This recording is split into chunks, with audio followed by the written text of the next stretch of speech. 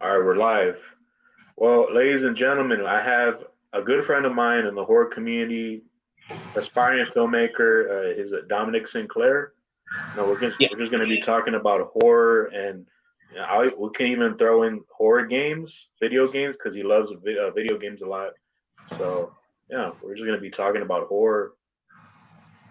yeah. I'm glad that Helvington came to me this morning and say, "Hey, there's Friday 13th news," because apparently Friday 13 is getting back on track and they're starting to make another one. So I'm not too sure if LeBron James is still going to produce. I'm not too sure, but he was one of those people who wanted to produce and help make another Friday 13th movie. So, but it's confirmed that they're making a new one, and I'm excited. I want to see what they do with it. Um, the You can do a lot with the Jason character. They throw him in Manhattan and space and hell, and he's hopping from body to body. They've done different things with the character, but I would like to see like a different thing again, where it's like you know Helvington said that he would like to see it take place after part one and have it in Crystal Lake is like a high tech security camp. So like there's cameras everywhere. Everyone's using technology to like check up on people, and it's like it's a whole new like type of thing.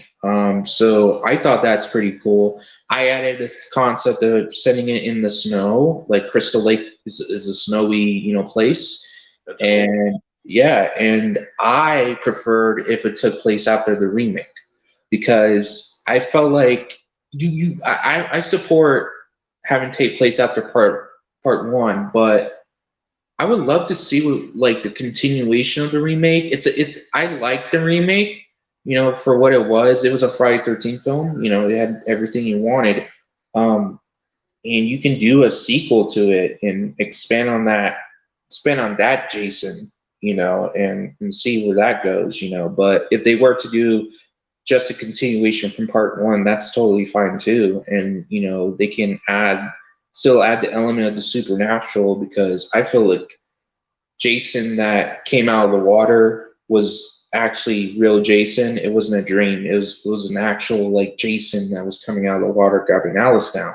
So like 40, 50 years later, Alice is still running Camp Crystal Lake. She's a head owner and she's waiting for Jason to come out of the mist and try to kill her or kill people, and that's the concept of if it takes place after part one. So, what are your thoughts on it? I like to hear your thoughts on like the whole Friday 13th news and what do you want to see for Friday 13th when it comes to making a new one? I would like to see them like kind of something similar to you guys. Kind of let's see a sequel to the first one. Alice never died. From part two, like that don't exist. you know, so I would love to see her kind of coming back to that franchise. Like that would be cool. Yeah. I love the remake though. Like I love Derek Mears. He was so good as Jason. Yeah. I'm always in night streams, always praising Derek Mears.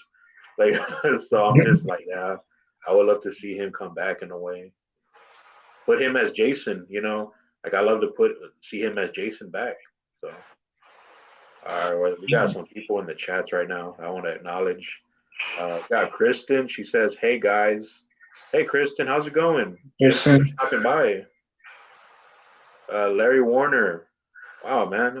Hey, what's up, guys? Hey, what's up, Larry? How's it going, man? I think glad you Larry. could stop by, man. Yanette, you know. Hey, hey, Yanette. Thank you for stopping by as well. We're just gonna be talking about horror. If you guys have anything to add, feel free to ask. All right. Yeah. Derek, Yeah. yeah. Yeah. Mhm. Derek was. I mean, he was great. Yeah. He So, was he was a good Jason. I liked him. He was more like I feel like he's one of the more scarier Jasons when it comes to you know Jason when actors play Jason. Like Kane Hodder. is one of the fan. It's a fan favorite. Like he is Jason, but Derek Mears, man, something about Derek Mears is just spine chilling, man. Like just the way he's running at people, like in part especially two. Whitney, Yeah, especially Whitney, the way he just run at her and oh my god, that's so yeah, crazy. yeah. And it's like when you watch part two, yeah, that Jason was scary, but like when he's running after people, like it's not as scary as Derek Mears running at people. It's just something about him running towards people and trying to chase people is just it's a whole nother level, man. It's just I feel like it's just he's more aggressive. He's more like he's trying to get that person. He's like, we're not wasting time. He's getting that person. Let's go. Like you're not going to escape from me. So he's just chasing them and like doing what he can. And I think he does a good job at that. Better than Steve Dash, honestly, or whoever that other guy was that also played Jason in part two. But yeah, Derek Mears going all the way. I would love to see him in another one, but He was the stunt person in Cursed, by the way. Like he was in that werewolf costume. He was, like he was in that. I was really shocked to hear that because I'm a big fan of that movie. So yeah, he even played in freaking. It was like I forget the name of it, but it was on the CW. It was called I forget what it was called, but it was like Wes Craven did a movie on it. It was with Adrian Barbeau. Do you know the name? It's on CW. Yeah. No. Adrian Barbeau, Wes Craven directed it. I keep forgetting it. I forgot the name of it. I drew a blank. Yeah. I want to go with Man Eater, but I don't think that's it. I don't know any other Wes Cravens besides, of course, Scream, The Last House on the Left. You know what? Um, Let's check this out. is it is it is it Hills Have Eyes, or because that's something I see Derek doing.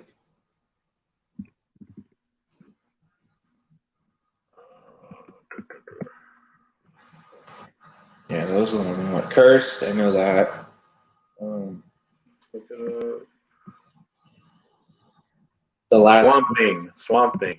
Oh, something. Swamp Thing. Oh, Okay, I looked it up. I was like, okay, I know this is what it is. But yeah, he was in the CW show Swamp Thing. He was the character of the Swamp Thing. oh wow. It's cool, man. And Yeah, they kind of they ended it after the first season, and that's it. They canceled the show. You know. man, dude, that was a good season, man. Like especially those scenes where it's like that one guy. I think he sticks his hand in the one of those grinders and stuff. Yeah. Like things like that, man. And just the show was great. I don't know why they canceled. It had good potential. But yeah, man. Yeah, Derek Mears, man, like he's the man. He was also in one of the Hatchet movies. He actually fought Kane Hodder. you Oh know, wow, what a coming of circle thing. yeah. So Yeah, it's crazy. Robert Englund was in the first one. He played the hick. He was one of the hicks in the boat or something. Yeah. He was in the opening. He was playing like the dad of the Daniel Harris's character.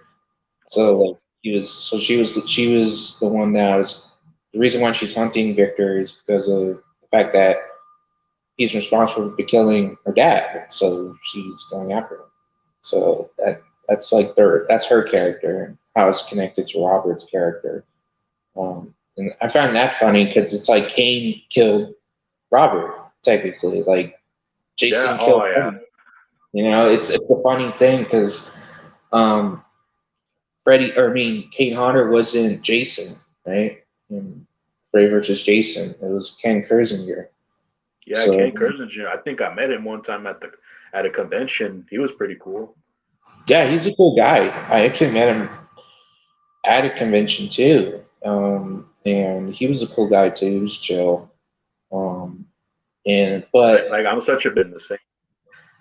Yeah. Same thing. Yeah. And but there's someone like I told the story before. Um, there was a so Friday 13th is one of my favorite franchises, and um, the Kane Hodder's great. You know, Gina, what's her name? Amy Steele is great. There's a lot of good people that have been in the films, whether there's actor, a screenwriter, or director. But the one person that I found was just a very just rude, bad person was Sean S. Cunningham. Um, Yeah. so I met him at a convention in LA. He was doing signings, and I had this uh, picture of Tom Savini doing the makeup on the original Jason, Harry Lyman. And so I had that, and I was in line. I was waiting. There was like 4,300 people at his line, and there was a lot of people. And he was just like signing done, signing done. So it went pretty fast, and I was like, "Oh wow, that's interesting." Um, Kind and of I got want the conversation. I yeah, kind of like if I was gonna meet a horror celebrity, I would like to like at least talk to them a little bit, you yeah, know. So yeah, that's yeah, just me though. yeah. Um, so like I got up to him, and he was like, "What do you got for me to sign?" And I gave him the original photo, and he was like, "Oh, cool." Signs it, and I said, "Can I ask you a question?" And he's like, "Yeah, go ahead." He was like, "Yeah, whatever." And I was like, "I have a question about Jason Goes to Hell." And I said, "Were you the one that said get rid of the fucking hockey mask?" And he was like, "Okay, dude, just get the fuck out of here. Fuck you." And I was like, "What the What? fuck, dude?" But I was like, "Dude, you don't have to be sorry. You can just not answer the question and say, hey, man, time's up or whatever." And he was like, "Dude, listen, if it weren't for me, that you wouldn't be here. You wouldn't be here. Give me a photo of the original Friday 13th film to me to sign. If it weren't for me, Friday 13th wouldn't exist. You wouldn't be here. You wouldn't be here trying to sign this photo of the original film." And I'm like, Yeah, if it wasn't for the fans, the fans made him what he is today. So right, right. He got it twisted. He got yeah, it really twisted. And I was like, okay, like, and after he told me that, after he was rude, I was like, okay. And I just smashed it, smashed it, smashed it, smashed it, tore it up, and then threw in the garbage right next to him and said, "How about that?" And then I just walked away. yeah, Uh, that's I cool, was man. Yeah, I thought because I'm like, like you said, man, if it weren't for the fans, he wouldn't be who he was, and he got it twisted. I'm like, I'm letting him know, like, yeah, man, that doesn't mean shit. A you're, friend of you're, mine had a similar run-in with the new rebooted Leatherface. Like, he had he was so rude to him. I was just kind of like, I wasn't he was like, I wasn't really a big fan of the reboot. And then the guy got so mad, like he got like, just get out of here. Just go. I'm yeah, like, damn, you can't take criticisms or something. So yeah. I don't know. Some people are just some celebrities, or some. I guess you can say Sean's a celebrity. I mean, technically, he is like some celebrities, man. Like I think like the ego has gone to them. Not all. I met people like Keanu Reeves. I met people like, Tom Sizemore, Eric Roberts. Like I met these guys and I worked with them. They were chill, calm, and respectful. But there are people that are just egotistical. They let the ego get to their head, and they just like dismiss you, and they can be rude to you. They can just ignore you. They can do whatever they want, you know, to you, and you'll feel disrespected. And yeah, it's just crazy, but it is what it is, man. It's how the way sometimes the world works that way. Sometimes with people. just how it is. But whatever, it's their loss, you know. They're gonna be the way they are. It's just a matter of time before karma kicks in and bites them back in the ass, you know. So, Yeah. but yeah, um, but yeah, no, Derek Mears, like back to him, back to Kane, like they're just awesome guys. They're awesome people, and they do. I feel like they do Jason right. They're like Kane, Derek, um, the guy who played in Part 4. Forgot his name. Um, I forgot his name, but he did good on that. I like that Jason. Part 3, Richard Brooker. Um, Part 6, C.J. Graham. Like they're all. I was gonna bring up C.J. Graham. Do you like C.J. Graham's version of Jason? Yeah, C.J. Graham. So like the I feel like with C.J. Graham's Jason, it was a good Jason. I feel like C.J. Graham set the stepping stones for Kane. Like he said, like, okay, here's, you know, zombie Jason. Here's the introduction. Okay, here you go, Kane. Like, expand on that. You know what I'm saying? That's how I see it. It's like he set the stepping stones for zombie Jason, and and then Kane Hodder took the role and he was like expanding on that, and that's where he put more character into that in that zombie, where you get the breathing, the movements, and all that. So he kind of improved on that Jason for Part 6, and I think that's pretty cool.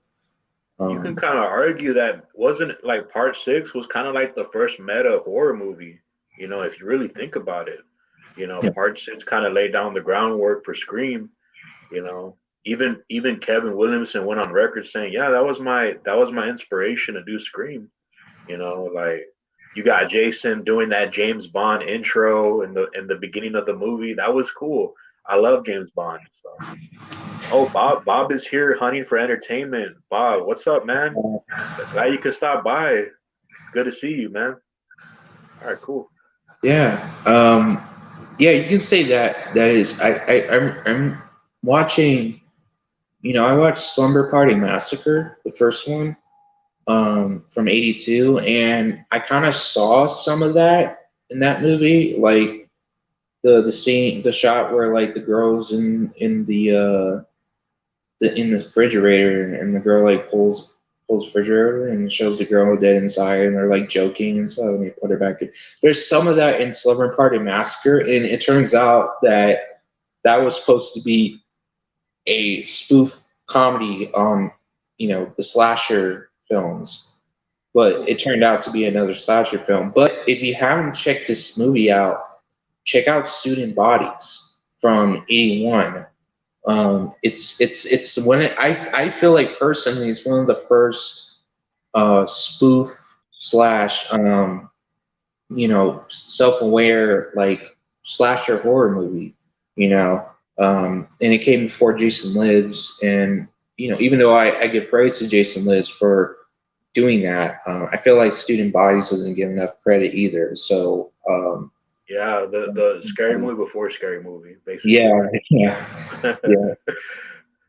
It was great. Yeah, but yeah, man. Part 6, man, it did some things. It changed things up for Friday the 13th. Of course, we introduced the zombie Jason, and then of course a lot of people say from Part 7 there on it started spiraling down. But to be honest, like with me, like I like all of them. I like all of them. Like I have a good time watching every single one. Just I feel like all the movies is all one movie. It's just that it's separate, stuff. Like I just feel like, that's the way I see it. It's just different chapters in a book, So that's the way I see it. And I like all of them. I enjoyed it for what they were. So yeah. Yeah. That's Friday 13th. And I'm excited to see what they do, like I said, and those are one of my expectations when I want to see. But yeah, that's Friday 13th. Is there anything else you want to mention on Friday 13th? Not really. Everything we kind of cut it, kind of said everything. Yeah. Okay. Yeah. Cool. Yeah. So, next thing I want to talk about is the I was either going to say the Texas Chainsaw Massacre game or the what's that movie? Oh yeah, Urban Legend. I was because we were talking about it a little bit. I want to talk about it more on the stream. Like, so with Urban Legend, what would you say if they were to make a reboot or a sequel or a show, whatever? Like, what would you personally want to see? I'll give my thoughts after you give your thoughts. I just want to know what you want to see from Urban Legend moving forward. I want to see Alicia Witt come back. Like, like I want to, Natalie from that movie. I want to see her come back. I just thought she was really good in that one. I know, and especially Rebecca Gayheart. Like you saw the end of the movie, she's not dead. Yeah, So, so I would like to see them come back to maybe yeah, maybe they got some maybe Natalie has a daughter in college or something like that. I don't know. That's what I would do, but I just can't think of it right now. I would do probably something different. I don't want to do the whole Halloween, you know, Lori has a daughter, she has a daughter. Like I kind of want to do something different, you know. yeah, Maybe something along the lines of like what they did with Nightmare on Elm Street 3, where where it wasn't like it was none of that from Halloween. It was something different. I would like to see them do something similar to Nightmare on Elm Street Part 3, or maybe something like that. You know, yeah. Introducing new characters. Like they're gonna do like a franchise. I would be like, okay, we have the original characters, then we have like some new characters. So I would do something like that. What I, would you do? I would like to see. Because I don't know. I feel like Brenda's story, like her arc, is complete. I feel like she kind of got her revenge. Um, I would love to see her as like a professor, like teaching. In the college, like because if you've seen the first movie, she's the killer. So if they make another one, she's like the professor. It's like, oh, she's the killer because when someone starts when shit goes down and somebody is using urban legends to kill people, she's the number one target. She's the number one suspect, right? But it can turn out that she's not the suspect. She's not the killer. Like it's somebody else, right? That's Maybe a trying to, redemption story or something. yeah, yeah. It's like a copycat killer, And she's like, yeah, she's still psychotic, but like she's taking a break for a while. She's just trying to like teach her urban legend, stuff, right? Like a class. And she loves talking about urban legends, so she teaches that to her class. And when the killings start happening, it's not her, it's somebody else that's obsessed with urban legends. It just happens. It's just wrong place, wrong time type of thing. Um, but I feel like if you do that, that'll put some weight in you'll see like, oh, like yeah, this is her like doing it, but it's really not. So I think that would be cool. It kind of like confuses the audience in a way where it's like, okay, it has to be her because she was the killer in the other one, but Yeah, deep down inside is gonna be somebody else that we've never seen before. yeah, Like that. That'd be cool. yeah, and I want I to like that, but I was like, if only Scream would do something like that, do something different, but I'm kind of afraid in a way because it looks like they're doing the whole Scream 2. They're doing the whole college thing again, and I just think that we're gonna do like we're gonna have a Billy's mother moment probably.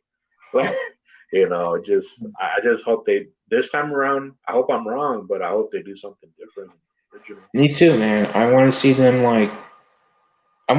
tackle new or like new urban legends or just expand on the urban legends and have those creative kills tied to it. Yeah, And like it doesn't have to be a college. You can forget the whole professor thing and the college thing. You can just have it be set in like a rural city, and there's a serial killer using urban legends to, kill people, and there's detectives trying to figure out what's happening. And I know it sounds silly, but you can get like Denzel Washington in it, and he's like the cop that's trying to investigate these murders, and or something He like that. did. He did something similar to. It had that urban legend feel. It had him, Jared Leto, and it had Rami Malik from. Yeah, He played Freddie Mercury. It had that murder mystery vibe to it. It kind of had that Seven urban legend kind of feel to it. So I just think it would be cool to see Denzel and something like that again. yeah. I like it doesn't have to be like Denzel. It could be somebody else. Like you can have like Jared Leto come back, right? He can come back, and he's like playing a detective. There you Because go. remember, like in the first one, like yeah, he's into journalism. When then he stumbles upon like getting into this wrapped up in this murder mystery and solving it. So I wouldn't be surprised if he changes subjects and he decides to go and becomes a detective, and starts investigating these murders, and he finds out this is the same pattern as in the original film, and he starts, and it's a crime thriller, and I think that would be cool. Just it's just in the city, like it could be Los Angeles, it could be New York, Chicago, it could be anywhere, and he's just investigating this, and he realizes that this is the same cases, and he's trying to convince the lieutenants and the people in the police department, saying, hey, like I've been through this, I know exactly what's going on, it's this person, it's the same girl, I need to make sure that she's gone away from, like she doesn't get away with this time, like she needs to either die or go to prison. And he thinks it's Brenda. He thinks it's Brenda from the first one that she survived. So he's just going by instinct and trying to figure out what it is, like it's her. But that's the way they can do it. If they want to. That's a good way of doing it, and do something different. I feel that. Like I want to see something like that. Where it confuses the audience. Where it's like, no, it has to be her. Jared Leto's characters, like he's convinced that it has to be her, but it's really somebody else. Yeah, You know, maybe we get maybe we get two killers this time. yeah, You that'd be never cool. Yeah, know. They could kind of like change it up a bit, where it's not just one killer. Maybe we get more than one. So I'd be up for that. yeah, me too, man. Like I would love to see something different too. Like yeah, something like that. Two killers in a rural city with Jared Leto coming back as playing the character, and that'd be cool, and it'll come full circle for his career, because I think Urban Legend was one of his first films, right? If I'm not mistaken, Yeah, like it yeah, like yeah, yeah, that's what kickstarted his career. Like you see him now, like he was in House of Gucci and all that. Like he's in these big movies, but like I would love to see him come back and you know see him do a movie like this, like again, like another urban legend, and like he's really going into the role and like doing his thing. I think that would be cool, and I think it makes more sense because he was in the first one. You know, continue with his yeah, character. yeah. All right, like what horror games would you like to see people make? Like from a slasher, like Texas Chainsaw, Halloween, Scream, something like that. You can do so Yeah. much with a Scream game though. Like you can do so many things. Yeah, it was Scream. So people say like they would like to see Telltale, but I would love personally to see Supermassive Games to do a choice-based Scream game. So the difference between Telltale and Supermassive. Telltale is more like comic book like, whereas Supermassive is more realist. Like it looks like a game. Like it looks like a game with real people in some way. And I think that's a perfect choice for them, because they definitely do choice based horror well, and I think if they do it with Scream, where it's a murder mystery, I think that would be cool. because now you're trying to like in the game you're trying to figure out who Ghostface is, and like you're finding clues and you're making choices. You make the wrong choice, like someone's gonna die, or you make the wrong choice, you get misled. So it's like one of those things like you have to figure it out. So that would be cool, right? Like Like just something like the Quarry or something like that. Like what do yeah, you? the core. Well, there was a game that they call like Hidden Agenda, and that game was a crime thriller, and you have to figure out who is the killer or who's the terrorist or whatever. So I think like they're good at doing that. I feel like they should do it with Scream. So they'll do like a Scream choice based game where it's like you have to figure out who Ghostface is, who's killing people. Yeah, that'd So be yeah, cool. yeah, that'd be cool. They're making a Texas Chainsaw Massacre game already. There's a trailer that came. There's like two trailers that came out. I I think. need to check those out after the stream then. Yeah, right? Yeah, I love that movie. I love the franchise. yeah. Yeah, the trailers they look good. Like, it's like it's a multiplayer game. So there's like four survivors and three killers. So instead of one killer, like in Friday 13th, the game, there's in Texas Chainsaw Massacre game, there's three killers. Now you got Leatherface, you got the two brothers. You know, they're also killers. You know, now you gotta try to survive those three. Now you're like, oh shoot, now I gotta fucking now there's three killers running around. Now I gotta hide from three of them. You gotta figure out how to escape from three of them. It's gonna be a tough challenge, you know. The whole But family of cannibals or something. yeah, and I think that's cool because I feel like have you played the game Friday 13th? Yeah. Okay, so you You're know just how, going against one killer and that's it, right? yeah, Like that's just one killer, right? But then you got, I think you. Oh wait, hold on. Oh no, never mind. So I think like with the reason why they're doing three killers or doing multiple killers is because in Friday 13 the game, there's always that one player that teams up with Jason. You know what I'm saying? Like there's always that one player. So I think the reason why they did that is because they realized like, oh, there's people who want to um team up with the killer. So let's have three killers so they can be a team. You know, so that's why they. I think that's why they did with Texas Chainsaw Massacre the game. So there that'd has be to be cool. a scene where we pick up a hitchhiker. It has to happen. Yeah, yeah, yeah. Dang, that'd be cool, man. That'd be cool. I don't know, like as like outdated as the scene was. I mean, I always look forward to that scene because it's so good, you know.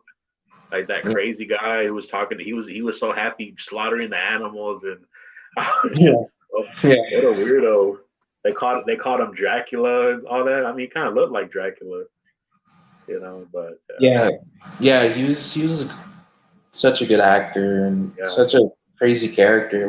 he Like, made me convinced that he was crazy. Like I'm yeah, just yeah, yeah. It's like crazy, dude. Like yeah, like you said, like it's like they actually like picked this guy out and put him in the movie.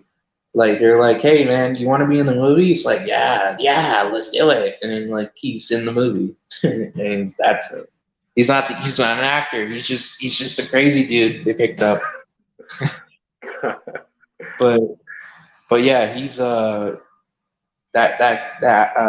character's a creepy character, crazy character. That's why Yeah, I felt like when I was a little kid, I assumed Robert England was this crazy killer, you know? Like I yeah, assumed Robert England was gonna tell me I'm gonna come into your dreams or something, you know? It's man, crazy.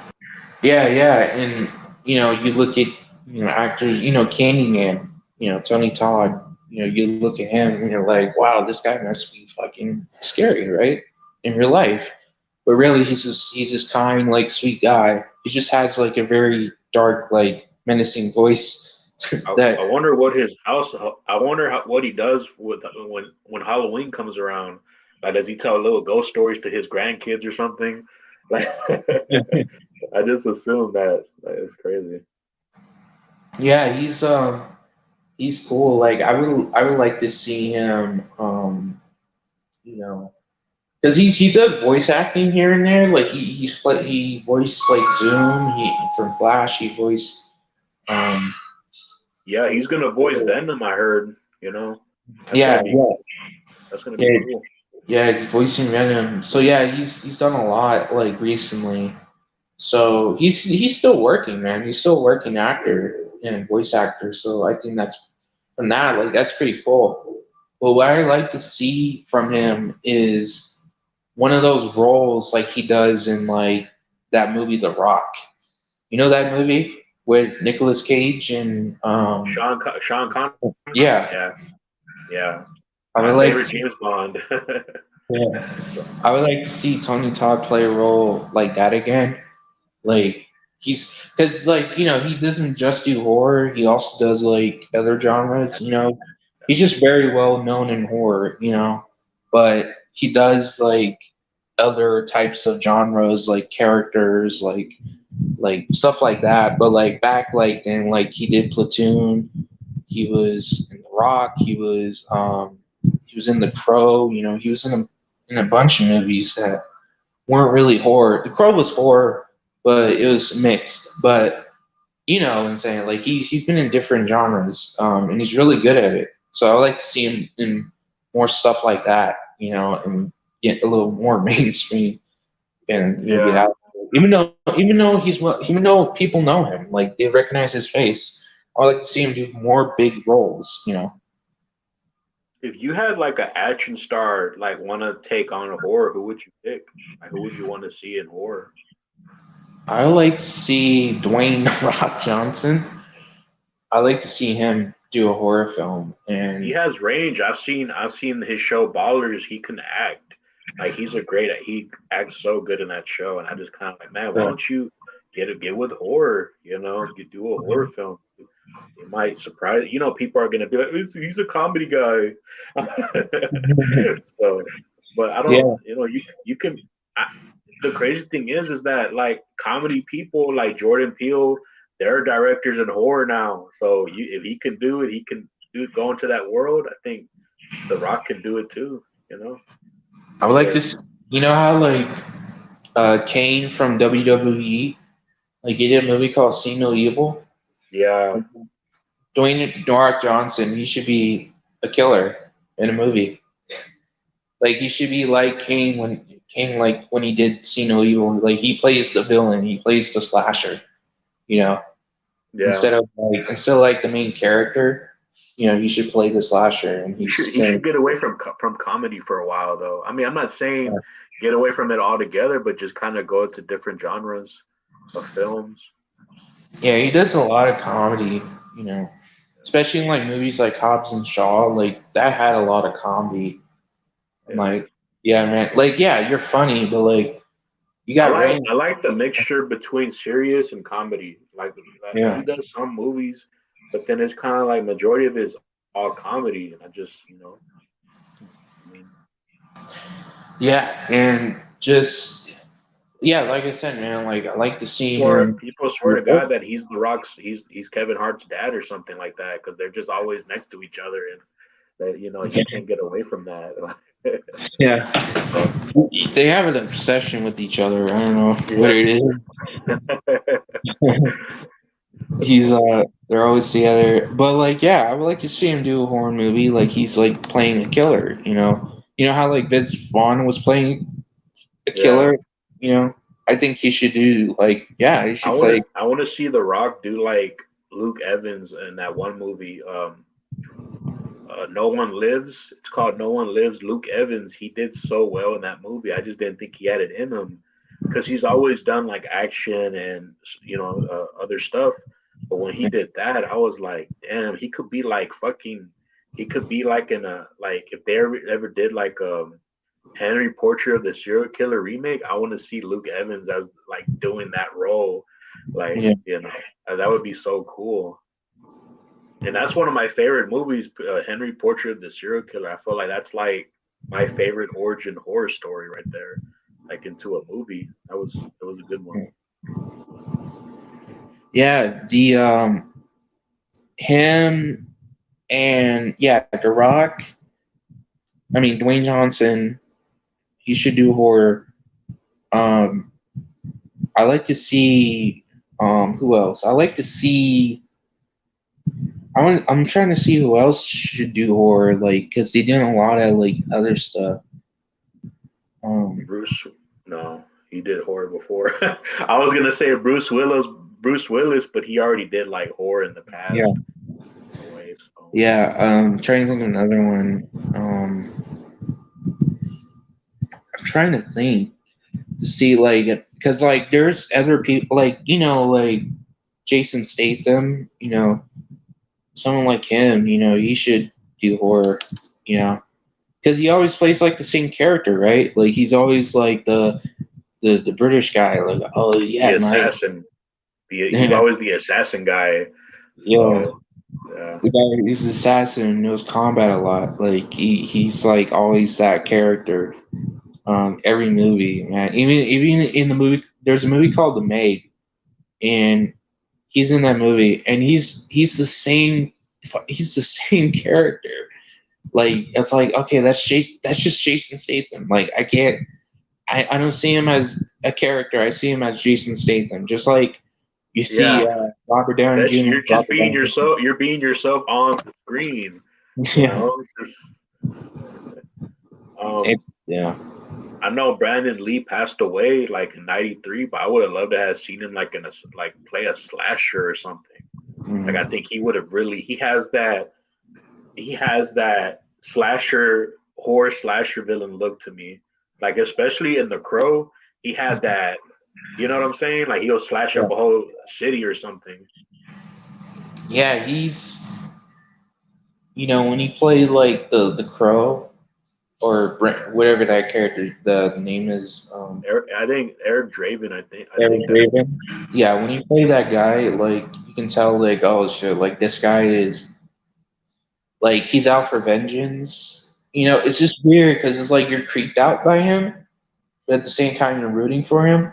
Because yeah. like yeah, there's these guys who basically raped and killed his wife and then killed him, threw him off the balcony, and like he died, and it's like okay, that's pretty fucked up. I want to see these people die, but like shoot, man, he's just so creepy. Like just the way he carries himself. He's just like the way he talks to people. The way he Yeah. even moves too, the way he kind of like walks and just stuff like that. I'm like, man, why aren't you? What? Like, it sucks that like he passed because he would have done so much good things in the horror world. Like for Yeah. me, like that's like a what if there was a what if in the world, that would be it. Like for horror. So Yeah, it sucks that people like there's people that passed away. Like, what I think would play a good horror villain. Like, it could be just an original horror movie that has a villain in it. Tupac Shakur, like he can play a good horror villain. Because yes, have you seen him in movies like Juice? Like that scene, like those scenes, man, where he's he's just scary in that movie. Like yeah, he's like a ticking time bomb. Like I'm yeah. just it's crazy. Yeah, and even like above the rim, like like he's just a menace. Like he's just threatening, man. And Yeah. it's like you're just like, wow, this guy's a bad guy. He's scary. Like what? And I would have so loved to seen him like in horror, dude. Like I would just that would have been so cool, you know. yeah, him playing like the villain, like him playing a horror villain. Like he could have played like a new horror icon. Like you never know. Like this guy was so talented. Like he wasn't just a rapper; he was an actor. Like Yeah. he did both at the same time. He wasn't one of those. He wasn't like Ice Cube, right? He wasn't a rapper that became an actor. He was both at the same time. You know what I'm saying? Like he was writing and rapping and acting and he was doing both like before he became big, so he's a very talented person, and especially in acting, like his range from playing a villain to playing a nice guy, he's just good at it. I would like to see him, yeah, I'd love to see him play something, play a horror villain. do something, Yeah. Like a slasher villain. Like what genre would have wanted him to get in? Like subgenre, like paranormal, supernatural, slasher. I would like to see him Shit, maybe he like could create his own subgenre again. Maybe he could create his own horror subgenre. Who knows? You yeah, know, would have been cool.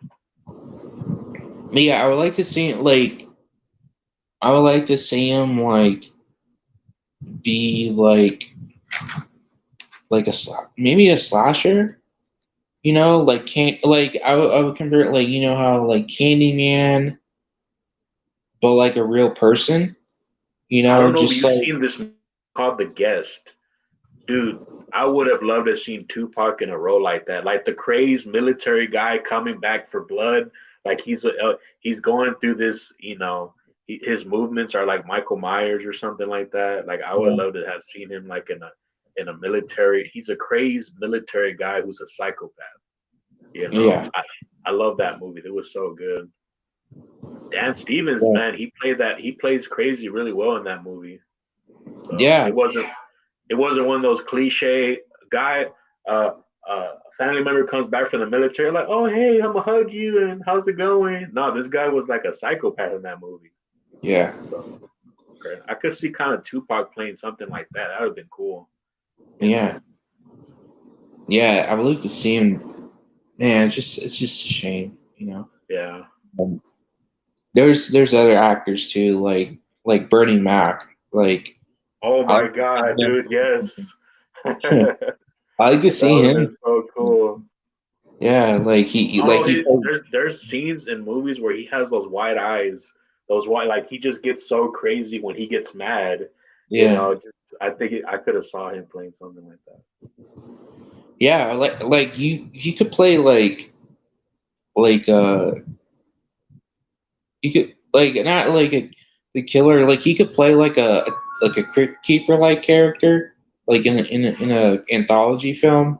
Like he's just like guiding people and like telling stories and all that.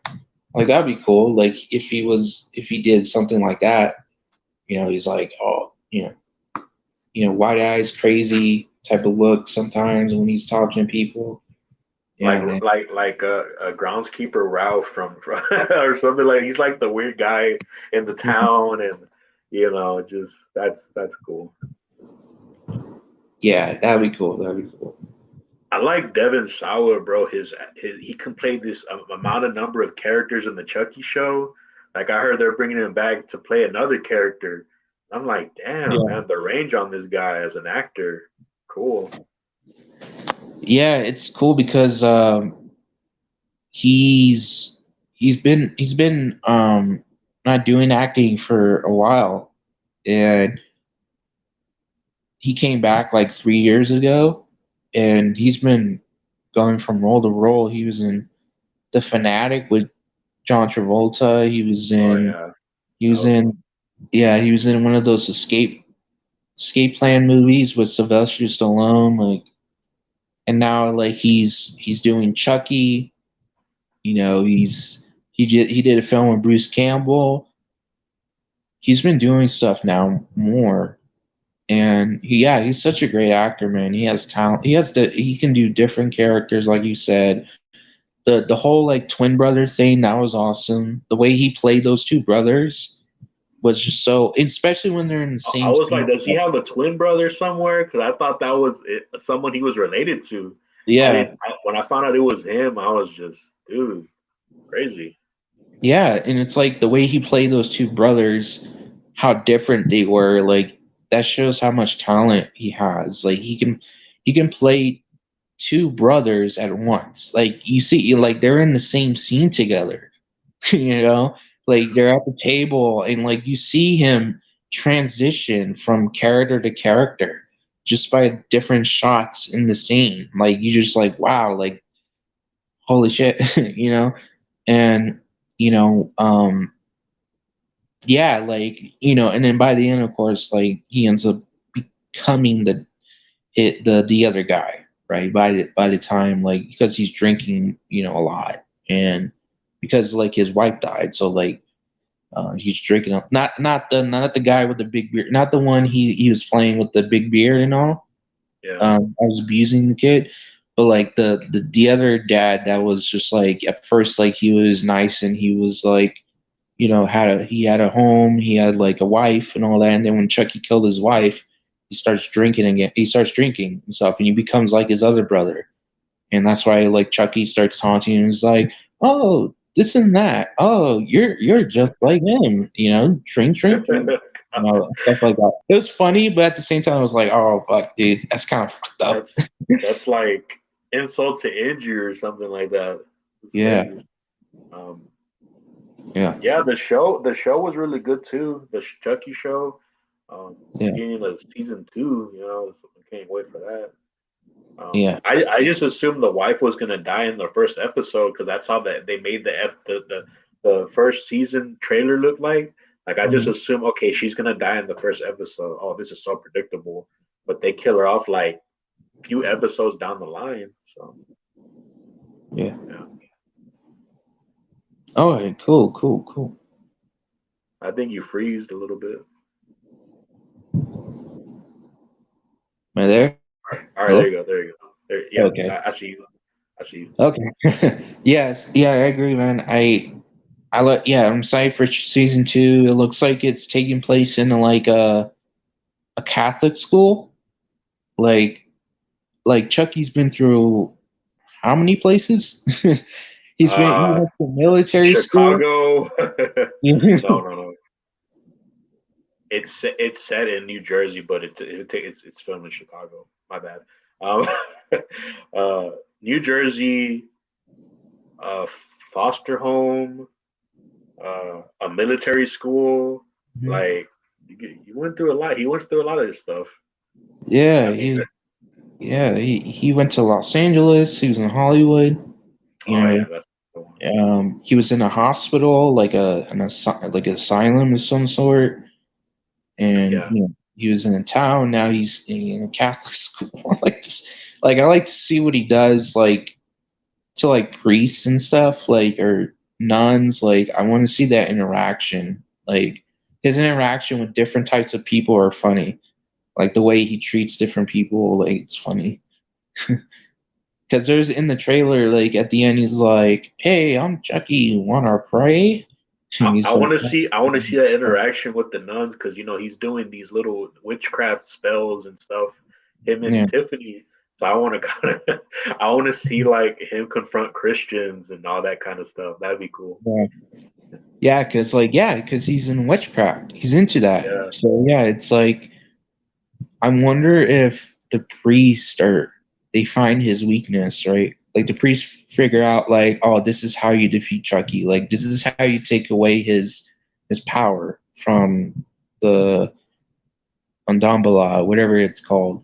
Just that spell, that witchcraft that he does to transfer his soul into body to body. Like they figure out a way to do it because they're priests. They know the supernatural world well. Like they know how to deal with that type of stuff, like exorcisms and stuff. So I think that would be cool. Like, what if they exorcise Chucky? Wouldn't that be interesting? Like if they Yeah. do this, what if That'd be like cool. if they tie Chucky down and they try to exorcise his soul from his body. Exorcist reference right there. That'd be cool. Yeah. That'd be cool. Yeah, and he's like, and he can just quote the Exorcist too, while his body his soul's starting to come out of the doll. He's like, Oh, that's gonna be good. he can say that Christ compels, something like that. Like he can be like, And it's ironic because he's already possessed by something. So he's gonna get an exorcism. You know what I'm saying? Like, it's yeah. crazy. I mean, yeah. I'm interested to see what they do. Like that would be cool.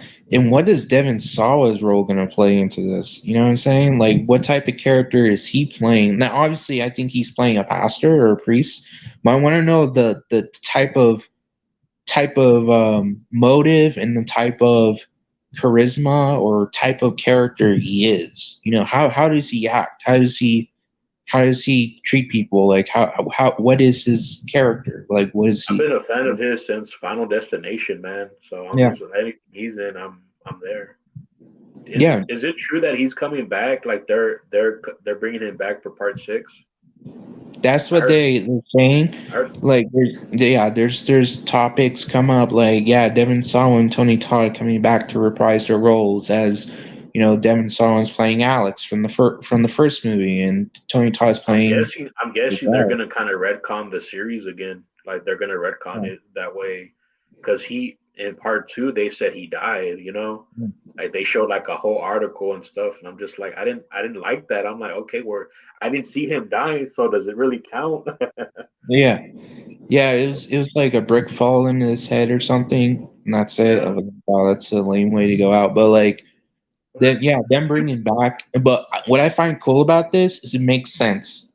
You know what I'm saying? Like the way that they're gonna do it, it makes sense because in the first film they nod at it a little bit, right? Like remember, how like he's sitting down, he's looking up at the stars, and he's like, "What if there's another, world, that Flight 180 never happened, that we were still on the plane, that we made it to Paris." You know what I'm saying? Like Yeah. he was trying to like cope with the fact that he's about to die, right? By saying those things, like him imagine. So my takeaway from it and their takeaway from it from what they're doing is that making it literal. They're making it literal. They're gonna say, "Oh yeah, there's another universe where him and his friends survived because the plane crash never happened in the first place. So he made it to Paris and he lived his life for a long time, and now he's a 40-something-year-old man, and now he's experiencing death firsthand. So it's a whole different type of character, than he was in the first movie. So that would be cool. That would be interesting, I, man. What they do with that character, I you would know? say do it. Like do that idea. Wait, I'm gonna turn on the light. It's getting dark. Yeah,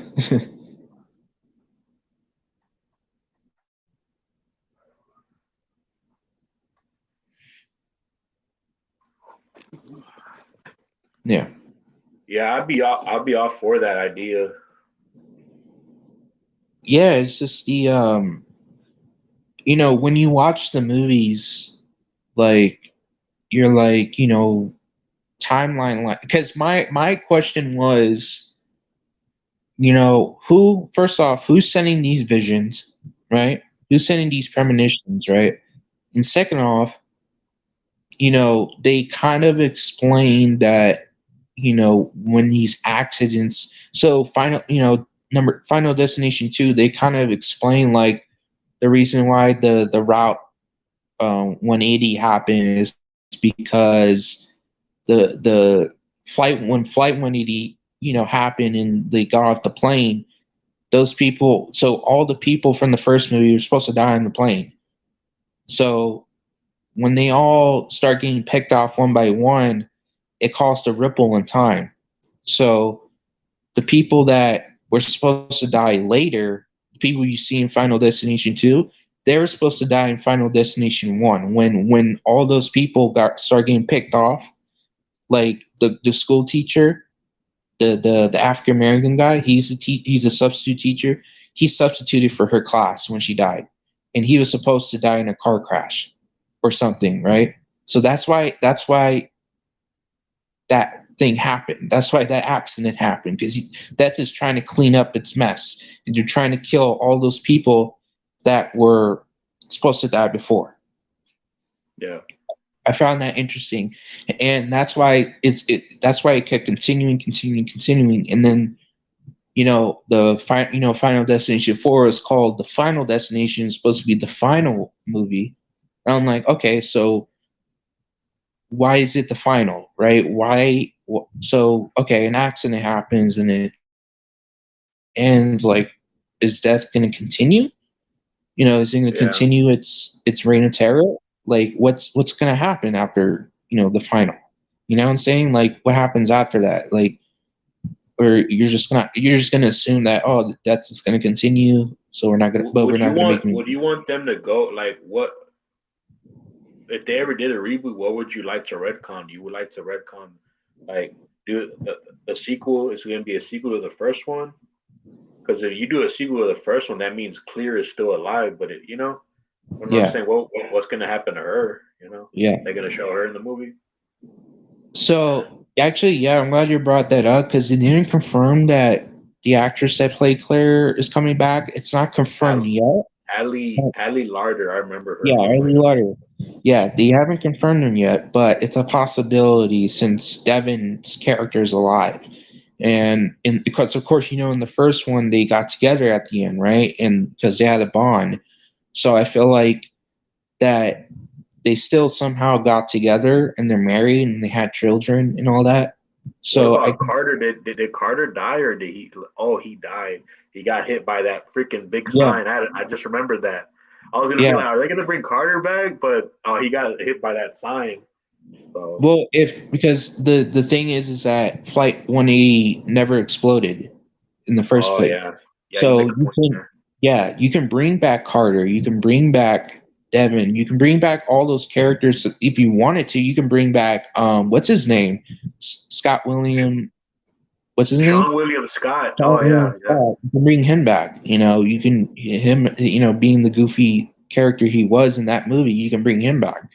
So there's a that's a good possibility, man. You can do that. Um, so but the main plot of the movie is that there's these firefighters that go into a burning building, and the one of the firefighters has a premonition of the building collapsing, and they all of them die. Every firefighter, everybody in the building dies. So he instead of, and this is what I found interesting, instead of, because this is what's confirmed, instead of him not telling everyone not to go in the building, just like how in the other movies they're like, no, don't go, don't go, don't go. This time he's like, okay, this is the route we took. This is how we died. Let's go a different route. Let's do something different. Let's go this direction. Let's do a different way. Let's try it. So he does it, and he saves the people, and they all get out alive. So, but he still cheated death. He still cheated that. Yeah, he went into the building, but he did it a different way. He didn't do it the same way he did before. So he technically still cheated death. And now death is coming after him and the people in the building. And one of the people that is in the building is Devin Sawa, is his character. So that's how he gets roped into it. Is his character is in the building, and he's one of the people that were supposed to die. So it's gonna be interesting to see what they do with it. And Tony Todd, like, I've never seen them do like a firefighter burning building Final Destination scenario. That'd be cool. yeah. Never seen that. I've seen NASCAR. I've seen I've seen like the traffic jam, but I've never seen them trapped in a burning building. That's really crazy. Yeah, it's interesting because, like you said, like, oh shoot, at 1%. Like you said, they gone through different stuff, right? They went through like you said, NASCAR, Bridge collapse. That's another one. yeah, bridge collapse, airplane crash, a roller coaster ride. Oh my god, that was crazy. It made me Yeah, scared to take roller coaster rides and stuff. yeah. I So think, yeah, that's what people are telling me. Like the Final Destination films have caused a lot of fears in real life, like airplanes phobia, um, like freeway phobia, NASCARs, roller coasters, bridges. Like everyone's like, they're always looking over their shoulder to see like if something's gonna go bad. They're making sure everything, and I think that's what makes the movies good, is they spread impact, I think, into people. Like, yeah, it's a movie, but like, yeah, these things happen. You know what I'm saying? Like, these things actually happen. A plane can blow up. There could be an horror accident. films horror films, they do this. The messages that they have in the movies, I think they do that so well for people. Yeah, Like I remember Nightmare on Elm Street 3, they had the girl who was on drugs. The Jennifer Rubin, she had like the spiky hair, yeah, and she said a fan went up to her like, "You made me quit drugs," and she had fans always go up to her like, I used to be on heroin and drugs and stuff like that, but you got me to quit, and I just thought that was so wholesome. yeah, That was so cool. yeah. Just Horror that film. Yeah. it's those messages that horror has that's really big. It's really cool. Yeah, exactly. It's a huge impact because, yeah, like you said, Nightmare on Elm Street 3. You had the whole drug thing. You had, um, you Suicide, know, you got like, suicide. just Yeah, the talks of that's really deep conversations right there for those topics. Like yeah, that was cool that they had that in there. As deep of like as very taboo topics to talk about. I mean, it was cool for them to kind of like open people's eyes to those kind of things. yeah, yeah. And Friday 13th also has some pretty cool, impactful messages. Like the first one was literally about drowning. Like, you can pick apart like, oh, but like I felt like the first one was about like, you know, be careful, because if you're not a good swimmer, like you'll drown. If you're not careful, nobody will probably watch you. It'll be an accident. Because Oh, drownings happen. It's a real thing. People drown yeah. because they don't swim good. So it's like a message saying like, okay, if you're gonna go out and swim, at least have someone watch you. Make sure they're watching you. That's the type of thing I got from it. Obviously, they all say like, oh, the morality thing. Oh, you have sex, you die, or you do drugs, you die. Like I can understand like, oh, the drug thing if you want to like talk about, because they did go into coke, and they of course they did weed like marijuana, Yeah. and like those types of things, like they make you like, oh, I don't want like, people stop smoking marijuana, they start doing coke because of Friday 13th, just stuff like that. Some, and I'm not like against marijuana. Like I'm actually pro marijuana. I don't think it does harm to anybody. But yeah, coke is not a good thing, and heroin of course is good. But yeah, like you said, man, horror has a huge impact on us because of the commentary of the messages it's trying to give us. It's horror is a gateway to messages and what people want to tell you. You know, There was in a this there was a scene. There was Sorry about that, man. There was a scene in Friday the 13th where the girl was hitching a ride with one of like obviously Mrs. Voorhees. I think that was a message of like don't get rides from strangers. I think the hitcher yeah, did that too. The hitcher also did that. Like, hey, this is what happens when you pick up strange people that you never met in your life. So yeah, really, yeah, really opened my eyes when I saw that movie. yeah, and there's also like other movies like what else? Halloween. The first one. Like, be careful because someone might sneak into your home, and try to kill you. But you gotta make sure you lock all the doors, lock all the windows. When you're inside, and make sure that no one gets in because someone might get in. It could, they could rob you, could do, but sometimes there's people that are gonna try to kill you, and they're in the house. So, Stranger Calls, Black Christmas is a good one because it lets you know, like, you know, not every call is coming from somewhere else. It's always going to come from Within the someone house. more, yeah, within the house or somewhere near the house. That's like, it could be underground, it could be upstairs, it could be right next to like a house next door. It could be anything. That's Like a good when he one. said, "Did you check the Um, children?" I was like, "Wait, how do you know I'm watching children?" Like when he said yeah. that in the phone, I was just kind of like, "Wait, what? Are you in here or something?" Like I just like when he said that, he's like, "Did you check the children?" And I'm just thinking as a viewer, "Wait, how do you know that?" Like Yeah, How do you know I'm watching children? So yeah, that's a big one. Yeah. Trying to think of something else. Like, um, there's like this movie that had like a bullying message to it. prom It's a night. prom night. Well, yeah, that one has a good bullying message to it. Like, bullying can lead to death. Like, it's accidental. It's Yeah, not. they were egging that kid on a lot, and to the point where they pushed them off the window or Yeah. something. Yeah.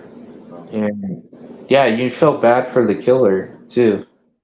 It's like like, he cried, and I kind of cried a little bit too yeah, at the end yeah, of it. So yeah, it was very touching. So yeah. But that one, and then there was a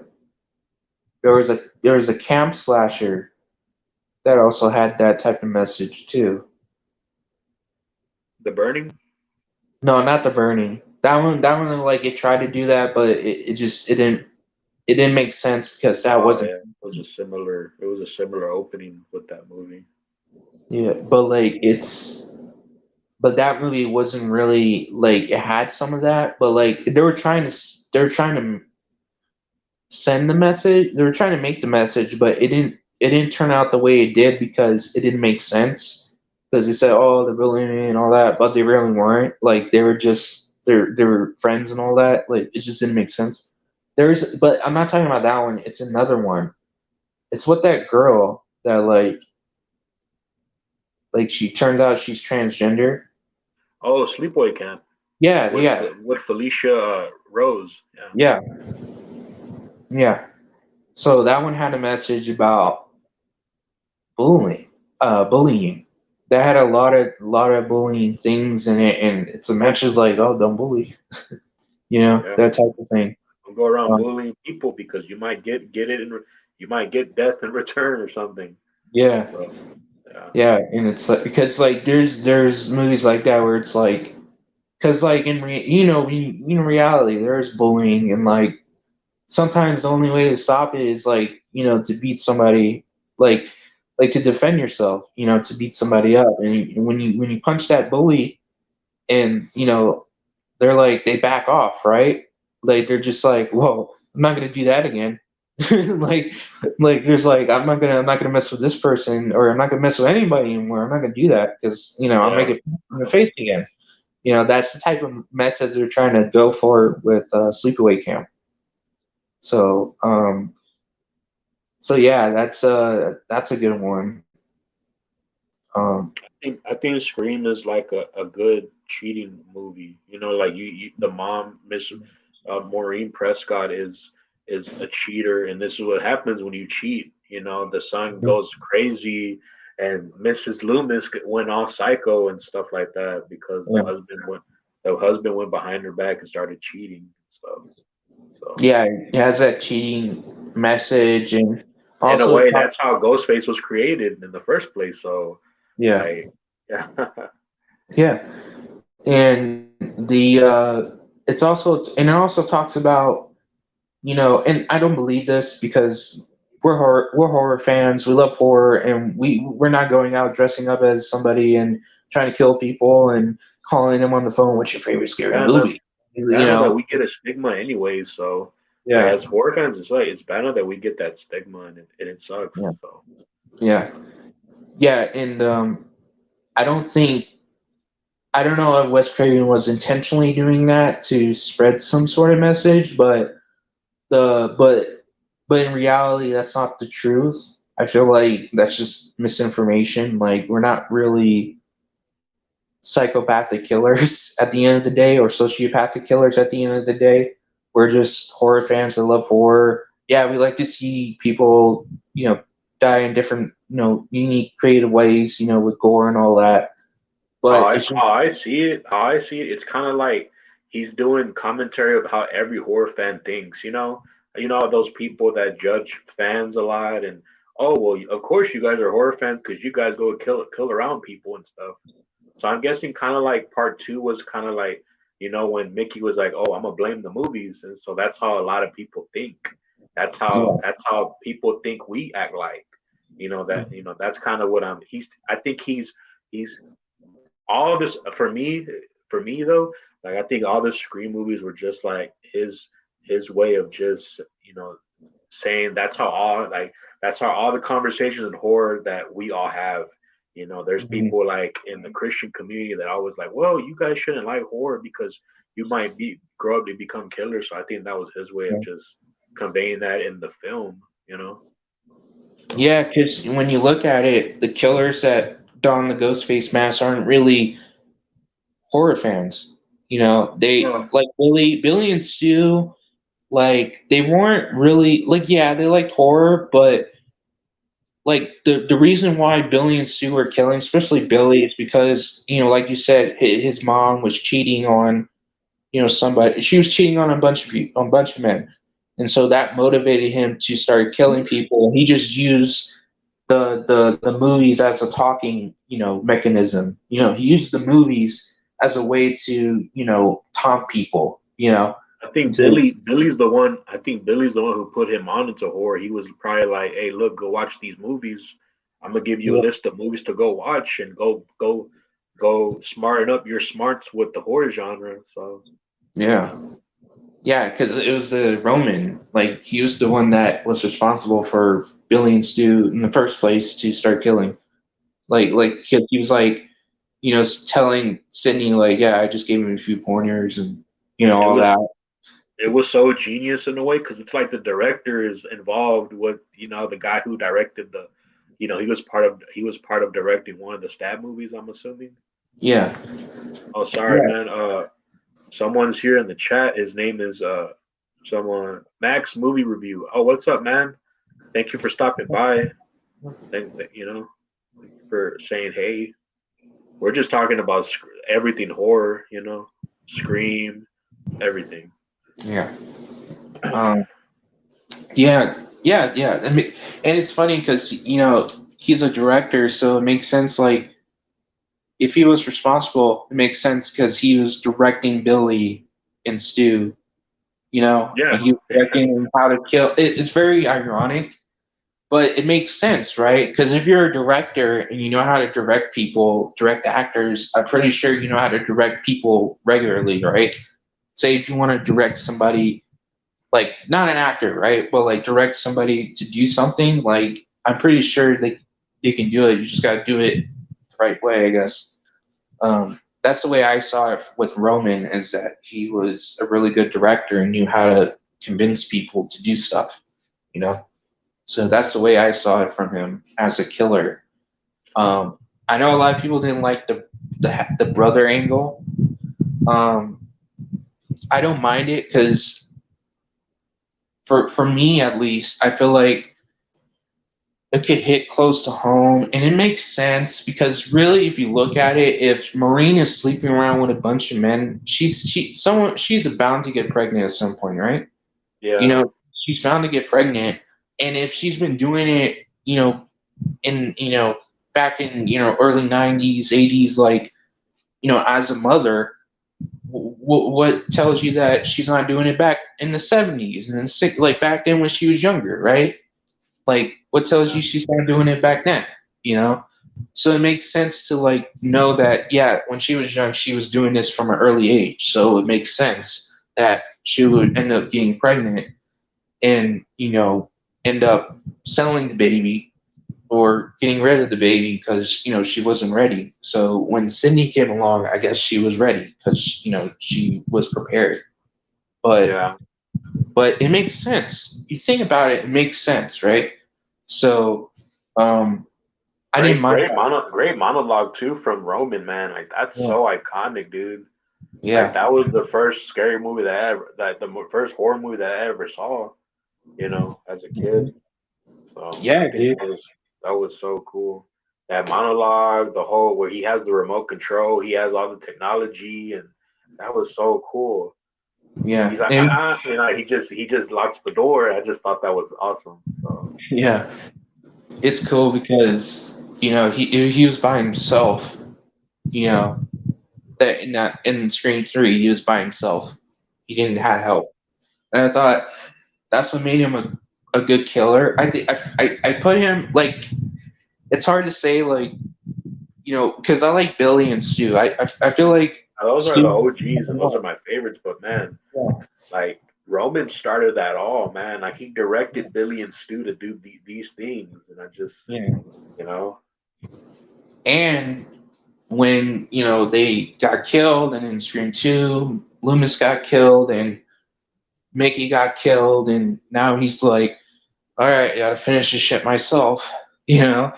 So he's doing it by himself, and I give him credit for that, because it's like, it was hard enough to do it with two people, and you got to do it with one person. That's pretty. That's pretty. I don't know, That's man. I pretty, would have loved to seen him direct Jill in a way. Like I would have loved to have like this is what you do, and or make them like a Ghostface like team or something. I could have saw them being something like that. You know, Jill has that psychotic personality like a Roman or something like that. Like I just thought that would have been cool to see them together. You know, as a double Ghostface. Because that reveal in part four, man, like it's like my body sinked in the seat at the movie theaters when I found out about that. I was like, what? Did not see that coming. That shocked me. So yeah. In what I actually would like, I would like Scream 3 more if Stu was alive and he was under Roman's wing. Roman was taking care of him after he was electrocuted. And he was bringing back to reality, and he was you know trying to get him back on his feet so he can start killing again with him. So that could have been a nice, that could have been a good twist. You know what I'm saying? Instead of like having one of the girls from Scream 3 be one of the killers working with Roman, I feel like it should have been Stu. It should have been Stu working with Roman, and was one of the killers in Scream 3 that was, killing for Roman. And Roman was doing all the directing and all the schemes and everything. And when Roman reveals himself, and then Stu reveals himself, that would be that crazy. shock in the theater waves, like I could see it like that Yeah. reveal, and everyone's gonna gasp like, "Oh, that Yeah. did not just happen." Okay, I'm gonna eat my popcorn now. It's funny. Yeah. Yeah. It's cool. It's cool. Because like Yeah. with Scream Five, I was just kind of like, oh, I knew it was Richie. I mean, you could kind of argue maybe you didn't know it was Amber, maybe you did, but I mean, I was like, oh, okay, because he said things like, "Oh, I'm watching Stab on Netflix," or "Oh, you can do that." Like when he was on the phone, I was like, yeah, he has to be up to something. He's probably the killer. But, So but remember, how, because I was watching Scream 5. When you see Scream 5, you see that scene where Ghostface is standing over Mindy and he's about to stab her. Remember yeah, how he was like this, about to Stu used to stab do her? that. Yeah, Stu used to do that, right? Stu used to do So that. dude, I was like, like in the theater. I was like, what? I was like, and it was everyone, and somebody was telling me like, wow, you're like, oh no, like people thought I was like saying oh no to, like, when I make the gasping noise, they thought I was reacting to Minnie about to get killed, but no, I was reacting to the fact that the ghost face was holding the knife with two hands about to I was stab like, her. I go way back with this franchise. Yeah. And I was like, and it wasn't just like a nod. I felt Stu's presence. You know what I'm saying? I felt it. I was like, nah, this is Stu. This No, is bro, fucking dude, I've said Stu. it on Destin. I've said it on Destin's chat, Destination Station, and I feel like I feel like that was Stu in the beginning of the movie on the phone talking to Tara Yeah. on the phone because you can. There was little nuances where he just got mad, where he just like he put emphasis on Stu Monker, and I'm like, that has to be Stu. Why would y'all bring him up now if it wasn't? Like I just there's Yeah. he added Stu Mocker in the trivia. He added those little things that even when he would talk when he was talking about like uh what is this elevated horror stuff, Like, what is that? It sounds a little boring to me. And Stu is like born in those days of the 80s and 70s, and he grew up on that kind of horror movie. So he doesn't know the new horror. He's like, what is this new age crap? Like he kind of said that. So I just think, why would Amber or Richie say that? Why would they say that? It doesn't make those are millennial. Those people are they're from here. They're from the now. Yeah, so I don't understand why would they say that, because they're from the old school. No, they're from like the new age. Stu is from that Halloween, Nightmare on Elm Street kind of time. Yeah, like the 70s, 80s, 90s. Like that's what Stu grew up in, and it makes sense that because it's Stu, man. I know it's Stu, and the fact, like I said, when the killer holds the two knives, I'm like, that has to be Stu about to fucking stab Mindy right there. Because remember how the killer was trying to kill Mindy, like he stabbed her but he missed, right? He was trying to stab, and then when I think it was Sam or someone like hit him over the head, and then he runs out, and then all of a sudden Amber comes in, and then Richie comes in pretty fast, and I'm like, that's kind of weird. Like that was fast. Like I'm like, nah, man, that has to be Stu. That was Stu right there. Stu was on the phone in the beginning, and Stu was somehow in the mix in the movie throughout. Like, just he was there once in a while. He was about to kill Mindy, and he was probably one of the ghost faces that killed Dewey. I still believe that. Dude, that was Stu who killed Dewey. That had to be Stu in that costume, bro. Yeah. That death scene seemed really personal to him. Like he needed to do this. Like, I killed your sister who I was dating. Now I got to kill you. You're the only one on the Riley list for me to kill. So yeah, it's because I love, because this has to be a payoff, man. Because if he ends up fighting Sydney and he ends up getting the final blow, like he's gonna reveal himself to her in her dying like lifeline, and he's oh my god, I only got you, bitch, like something like that. I got like, dude, that would be just. I'm gonna be like in shock with my eyes wide open. And I'm just gonna be like with my popcorn and my soda in hand. I'm just, oh my god, that'd be crazy. Dude. I mean, there's gonna come a time where it's gonna happen, but at the same time, I'm still gonna be shocked, even though I have a feeling it's gonna happen. One of those things. Because that would make sense. If Sydney's gonna die, it has to be killed by somebody from the get go. It has to be Stu that kills her, because it all comes back around, and it's just it all just. Sydney lives in this circle of life in a way. Like she just, it's gonna come back. It has, it's like, Yeah, and oh man, dude, that's gonna be spine chilling, man. Like just if I don't know if it's gonna be Scream 6 or it's gonna be Scream 7. If she does die, it needs to be him to kill her. Like none of this. Oh, she kills Stu. I don't want that to happen, man. It's like she needs to have a Nightmare on Elm Street 3 Nancy Thompson moment, right? When that, I want to see something like that. Yeah, she needs, because Freddy killed Nancy, and we all thought, okay, she's gonna come out of this unscathed. So Ghostface Stu needs to be the one that killed Sydney. He needs to have his Freddy Krueger. They need to have their Freddy Nancy Thompson moment. That would be I would like I don't know if they're still gonna do this. Well, I wonder if Stu is revealed to be killer when he kills Sydney.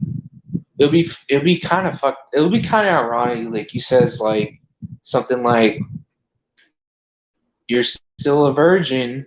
You're still gonna die," or something like that. Like harken back to the first movie, and he's like, "You still need to die." Yeah, he's like, you still need to die, that type of Those are thing, the right? rules. Those are the rules. Those are the rules. I don't Haven't know. you I don't know who forgot? says it. I don't know who says it on the Craven something scary street, but someone's like, "Those are the rules." I Oh, think that's it's hey. Dustin. That's Oh, Dustin. yeah. There you Yeah, go. There you go. he always says Yeah, that. Destin says that. I love it. I Those are the love it. rules. And he's like, take a few notes. That was fun. Uh, Something like that. He's really funny when he he's does that. funny. I like Destin. He's cool, man. He's cool. Yeah, he's a cool cat, man. Yeah. Um, yeah, it's yeah, Scream, man. I love the franchise. I feel like Scream 3 is underrated. I thought it was a nice wraparound story, like trilogy wise. Of course, like it was a. I guess the producers didn't like the way it ended because I guess the fans were not happy with it. So they're like, yeah, let's go make more Scream movies. So did Scream 4, Scream 5, Scream 6, and let's in New York like that. They took place in Los Angeles, major city. Now it's no. Jokingly, I told one of my friends, man, I want to see Ghostface kick a boombox. But I know I was just playing about that.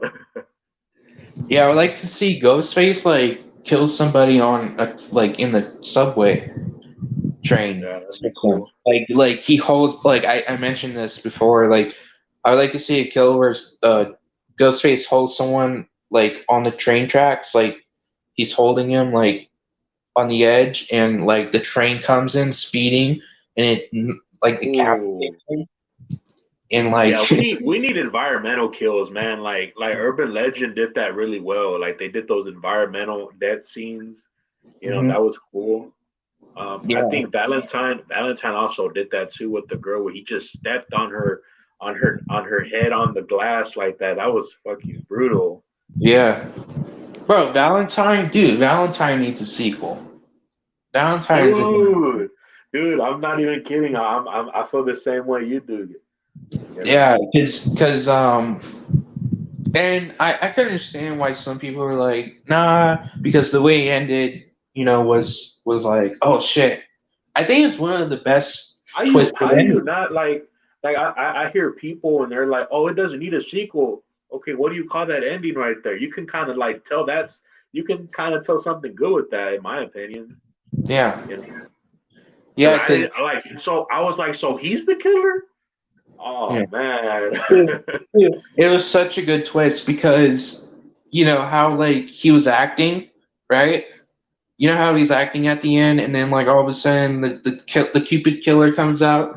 It They kind of end up makes sense killing. of why he was an alcoholic, though. That way he could stop the nosebleed in a way, because he Yeah, was a nosebleeder. He was always bleeding. yeah, It kind of explains why he was always drinking. That way, it burns the blood in his freaking in his body, I guess. You yeah, know. So yeah. That makes sense. But like when just I felt like it's one of the best twists in horror history because just the way it plays out, where it's like he's acting all sus. He's just acting weird, man, at the end, and then all of a sudden the Cupid killer comes out, and like I think the Bill killed the killer probably one of my supposedly. favorite looks. One of my favorites of a slasher villain looks. Like one Yeah, of their like he had a great look. The whole baby face yeah, mask and the trench coat, and stuff like that. So who knows? yeah, because the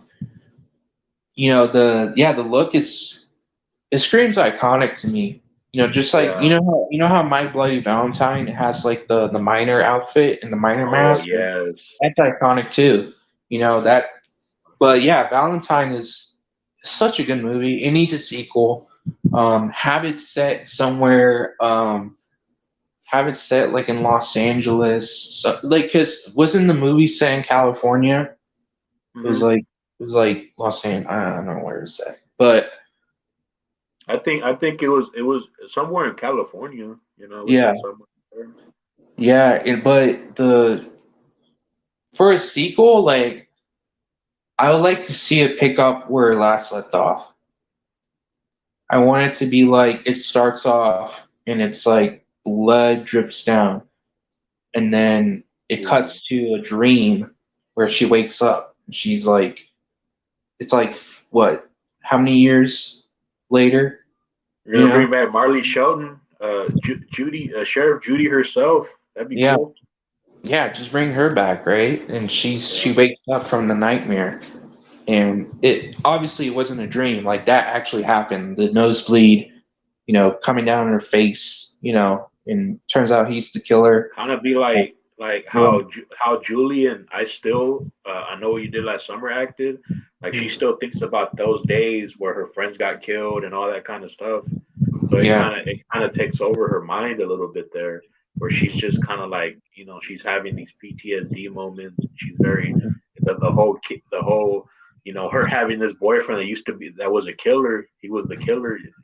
It's still like everyone like she has these hallucinations where she sees him everywhere around the city and stuff Yeah. like that. You know. Oh, dude, it could be like an H2O type of feel where it's Oh, she's like walking around, she's looking around, and she sees the Cupid mask killer, and like it's in mirrors and stuff. She looks back, and it's her new boyfriend. You just don't know? make Dawson's Creek like so. Yeah. Yeah. And I feel like what? It should take place in New York. I feel like because that's a city where it's like it's very crowded, right? A And you lot of can things like, happen in New York. That'd be yeah. a great idea to do that. Yeah, and it's like, the streets are crowded, you can like the Cupid killer can be walking around and like stabbing like whoever needs to stab, and like he just, That's it's a just, movie that should have turned into a horror franchise, bro. Like yeah, Valentine, I think that had so much potential to be that. yeah. Cause remember, how like there was the scene with the girl, she's like getting lost in that what's that place called? It was like It's like a love maze or something like that. yeah, Like love maze. where You know how she okay, so you know how she gets lost in the love maze. So if they were to do a sequel and it's in New York, they should do the same thing, but have it be in the streets of New York, and you have a bunch of people. It's crowded, and like the girl's looking around. She knows she's being chased, but she's trying to find out where the killer is. She's running. She's trying to get through people, and the killer's going after her and all that. And it's the same type of feel, you know like it's the same type of feel, but instead of it being in the love maze, it's in the streets with the crowded people, like with a bunch of yeah, people. And I think that that's would a be good idea, man. Like I would love to see that. cool. Fuck. And I would like, and I think if they can, I don't know, like to me, like I want it to continue with her character. I want it to be set in New York. But I'm trying to think like, what about the killer? What about the guy? Did she kill him at the end of the first one? Get Because locked up or something. Like yeah, like we need we need we need answers to these questions. yeah. Because the thing is, it's like he has those nosebleeds, right? Yeah, And if we don't see no nosebleeds in the killer throughout the movie, then it means it's not him, right? Or like you said, he could like he's a drinker. I think he had this way. I think he was also on medication, if I remember correctly, to the point where for a while it stops, the nosebleed stops. So I think there's a way where we're in between scenes where he's the killer, where he's not gonna bleed no more. So he could probably find a way to stop the nosebleed. That way people won't know, oh, it's Jeremy Melton, you know. Yeah, So I think that'd be a good thing. Kind of to throw us off thinking, oh, it's not him. He nosebleeds and he bleeds from the nose all the time, so it can't be him. I hope they yeah, do something like that. Kind of, I like those movies that don't make it too obvious, or just kind of like Scream One. Like, okay, we thought the killer was Billy at first. Oh, but he got arrested though. It can't be him. And but then at the same time, oh, it was him. So I like that kind of thing, playing with our emotions, thinking, oh, okay, it can't be Billy. So who is it? Then it's Billy and Stu. Oh wow, fuck. yeah. Like something like that, but don't make it like too obvious.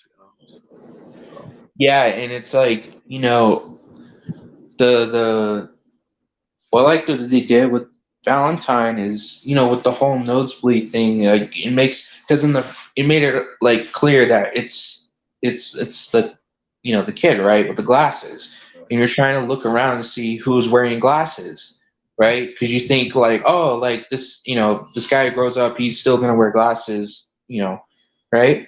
But you look around and you're trying to figure out who is Jeremy, who is the grown up Jeremy, right? Yeah. And so you're looking around, you're looking at these guys, you're trying to look for a guy with glasses at the least, or somebody, right? And and the boyfriend obviously ends up turning out to be Jeremy. But yeah, it was cool, and yeah, I would like to see a sequel, man. I Like, like. what do you think? You think him and Dorothy were both killing people, or did he just use her as a decoy or something like that? What do you think? Like, oh, they Well, unmasked her. Oh, yeah, you have to be the killer because you're the one in the costume. But like, what mhm. do you think? Do you think they both were killing different people together, or do you think it was just she just had her tied up and put tape on her mouth and put her in the mask and just send her out downstairs? What do you think? Um, that's a good question. I actually was like, because he thought that she was just the killer because it was when she took out the mask, it was her, right? Yeah, But then all of a sudden, when she hugs him, and then it's just the way it ends, man. Nosebleeds go on her, on her cheek, and then like it's just creepy. It pans up, and you look at him, and he's just bleeding, and his eyes are twitching or something. Like that was creepy as fuck, dude. That was so creepy, man. But I wonder what I don't know, man. Like I know they probably won't tell us, but like I wonder what caused him bleeding in the first place. Like, did he have a condition as a little kid or something? Like, was it kind um, of like, well, you know how like throughout the movie, like he nosebleeds like whenever something happens. Like oh, you know how like in the beginning, like he gets like bullied and shit, like and like oh, all of a sudden like he starts bleeding from his nose. I think it's a reaction thing. I oh, think okay. it's type of a reaction where it's like when something happens to him, his nose starts to bleed. I think it's something like that. Because remember, it could be from like the brain, because like Yeah. brain reacts. So it's like when it reacts, like your whole body reacts. So I feel like the nosebleed's somehow connected to that, where it's like when he's feeling emotional or something like bothers him, like his nose starts to bleed. Um, oops, let me do that. You're I'm right. sorry. That ending, man. It's a good twist, man. Yeah. I'm like, man, I don't know if they ever did a cliffhanger ending for Scream. I hope they take inspiration from that scene, like the way it just ended. Yeah. If you know what I'm saying, like, because I'm for what that cliffhanger where Sydney answers the phone and Stu, you don't hear Stu, but Sydney hears him on the phone Mhm. or say something like, "I'm back" or something, or he say something like Stu used to say or something like that. Something along those lines, but kind of execute that scene so well, and just seeing everyone's faces, everyone's reactions over the internet, and all that kind of stuff. Like it's gonna be cool. They should execute it like something like that, like a Valentine esque scene. At the end where the boyfriend was the killer. Like, oh my, he's bleeding. So I remember, like, I You always know, watch the movie every time, and it just always shocks me. It always gets me every time because it was such yeah. this the ending was so well executed, in my Mhm. opinion. So I'm trying to see if they're making another one because Jamie Blanks directed it. He did Urban Legend. Yeah, he And did then Urban Legend. He did Valentine. man, he's such a good director, man. I don't know what He he said has he a said he range. was very influenced by the slasher movies of back then. He wanted Yeah. to do that because he's a big fan of Friday the 13th. Mhm. So yeah, And and he wants Valentine, to. yeah. Yeah, yeah. Valentine. Valentine was one of those Scream films. You know, it Yeah. had that. It was like because like Urban Legend was following after Scream, Valentine, all that. But I wonder what movie he's gonna do next. Because I think he says he wants to do more movies. yeah, like I'm trying to look at his filmography. I kind of got like the I don't know. I always thought he did the Happy Death Day movie for some reason. Like I think it has kind of his style in it. I thought he had did that one, but when I checked, I was like, oh, he didn't direct this. It was somebody else. Yeah, yeah, I it's would just like to see an original slasher like that. I think without like that was kind of like a different kind of slasher, Happy Death Day, like because it was the first original that we've seen in a while that wasn't Freddy or Michael or Jason or any of those other guys. So that was cool. You know, yeah, and just for me, like I got my inspiration from Wes Craven, John Carpenter, of course the mainstream, the big ones like Martin I'm a I'm Scorsese. a big I'm a big Dario Argento fan. Like Yeah, I love Mario. the giallo genre. It's really good. Yeah, that the and I like the movies like that directors. There's this one director that I liked. He did Tales from the Hood, that Oh movie. my God, yeah, that's a good one. He's such an underrated director. Like when I seen that and I seen Fear of a Black Cat. Like I was like, wow, like this is independent filmmaking. This is truly like if you want to tell a story through commentary, whether it's a horror film or a spoof comedy, um, this is a good way to do it. And Didn't he do the Demon Knight Tales from the Crypt movie?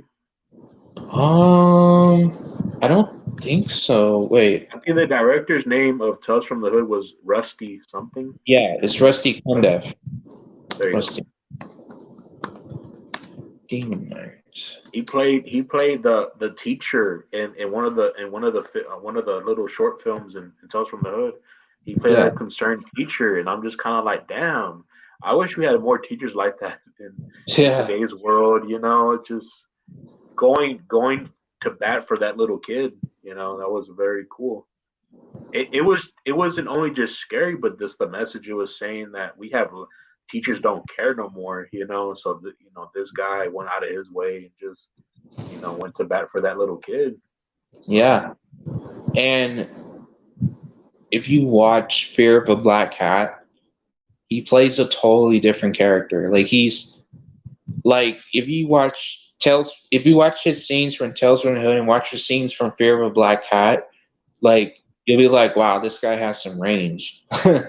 Like he can play a comedy role and he can play a serious role. Like yeah, that's just him. Um, yeah, Tales from the Crypt present. Yeah, Demon Knight. Um, no, he didn't direct it. It was Ernest Dickerson. Ernest Yeah. Dickerson. Um, he did, He but he's he a did he's a do. director that I like too. Like I love that movie Demon Knight. Tales from the Crypt. It was really good. You have Jada Pinkett Smith as like the final girl. You got like you could even argue like there was not a lot minority horror characters in horror. It was always like white people and stuff like that. So that was really cool to see that. And then you have her in Scream 2 in the opening scene in that theater. I love that scene because nowadays you're always hearing stories about people dying at the movie theaters. People going like I remember the Batman the Dark Knight Rises, someone went in acting like the Joker and having everyone captive, and he was shooting up everyone in that movie theater. I just thought that was so sad, but at the same time, Scream 2, very ahead of their time, talking about those kind of things. Yeah. Yeah, it's interesting because yeah, like we need like have you seen Night of the Demons, the original from 1980s? So Yeah, do you, I feel like that was the first horror film that a black character survived. yeah, Because remember that character that was just scared all the time? yeah. He I remember. survived. I thought that was cool. That was nice. Yeah, You know, I him and think the girl. I think Dwayne from the original one, from the original Night of the Living Dead. I just thought like, damn. I mean, he was such a great character. I love that. Like this, like I think they called it. They there was a documentary about black people in horror movies and horror, and they were talking about Dwayne, from the original. He was like the first black guy that like had a strong character in that movie where he was saving all the people from getting eaten by zombies, and then they just like killed him off at the end. I was like, damn, that sucks. But yeah, you can kind of say that he started that whole, they, you know, we weren't being portrayed as like victims in horror movies no more. We're kind of going towards that. We're gonna be portrayed as strong, and very compelling characters to people to check out and be fans of. So that's really cool. Yeah, and I like the remake. That was good. Yeah. And yeah, the way they changed up the ending was I didn't expect that. Like Tony Todd, like he becomes a zombie.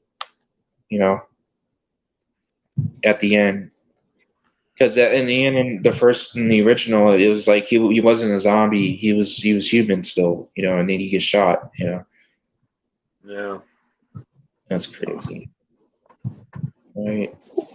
Other comment. Yeah, I'm seeing there's a lot of these. Oh, dude, another good one is Return of the Living Dead. Oh yeah, that one. It's an That is, iconic movie right there. yeah, Return that with that zombie that looked like he's very like he looked like a demon zombie in a way. He's covered in all that black goo or something like that. It yeah, just it looked like I always called him like a demonic zombie or something like that.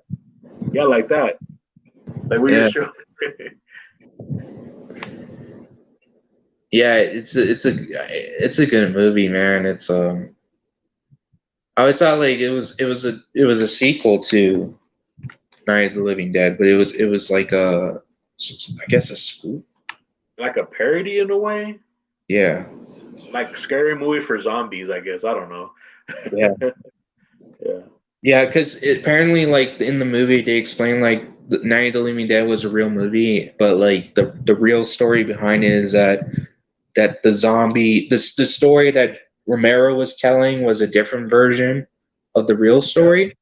So it's like, well, okay, instead of the zombies taking over the world, the zombies were created, but they were sealed away in like you know containers. So like they were Yeah. sealed away, and the military kept them.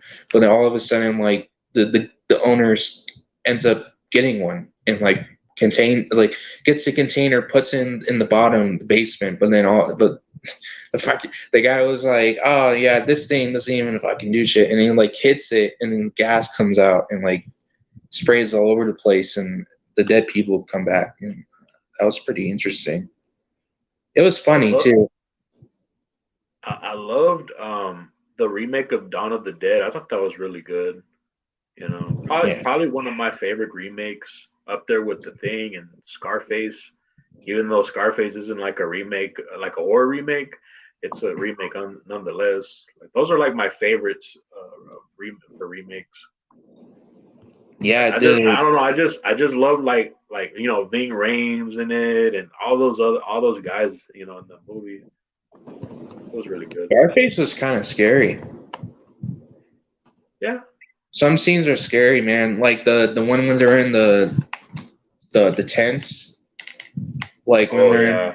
Yeah. in Havana, and it's like they were, They were being stalking. held captive in that scene. In a way. Yeah, Like, and they're being questioned by the United States government. You're just in that chair, and it could be terrifying. yeah, Like, that's the terrifying moment.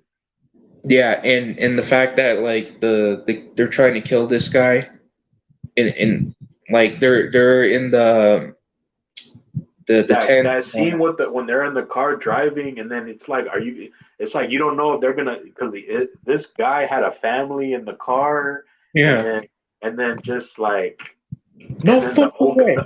the old the old guy was like telling him to press the button. And I'm Yeah, just he was like, I'm not I'm at the killing. edge of my seat right now. I'm just, oh my god, what's gonna happen? Yeah, he was like, no way, man. I ain't fucking killing kids. I'm not gonna have this shit in my life. Oh man. But You can no, call but like Tony. You can call Tony a psychopath or whatever, but he had a good heart in that scene though. You could, yeah, he was like, he was good in that. yeah, because when he saw the kids, he was like, oh fuck that. Like you can tell, like he had some sort of like he has morals in a way, kind of, but like he won't go as far as killing kids. You know what I'm You saying? kind of Like he felt how, doesn't go like, far. When Michael in the reboot of Halloween was gonna, like, he heard the baby crying, and you're just like, even though Michael's not gonna kill the baby, you're just kind of like in your seat, just don't kill that baby. So, just damn, it's crazy. Yeah, it's such a good movie, man. The I that was scene where I was telling Knight, man, we should do like a Scarface watch party, because he's a big fan of those movies, like Training Day and all those movies. I think Denzel did amazing in Training Day. That dude, like, that's the first movie he did as the villain. He was the bad yeah, guy. All those other movies, he was playing good guys. So yeah. yeah, that the scene where he gives him the binoculars and he looks up and his partner is like about to get hanged. Remember that Yeah, scene yeah, during I I remember think, that. Columbia? So that scene, it was so like disturbing because like you get to see you literally show the hanging happen, and like Like, it's that's so horror. That's intense. horror right there, bro. Yeah, Like, that is horror right there. Like, that's just seeing that hanging scene in that. That was scary. Like, damn, fatality.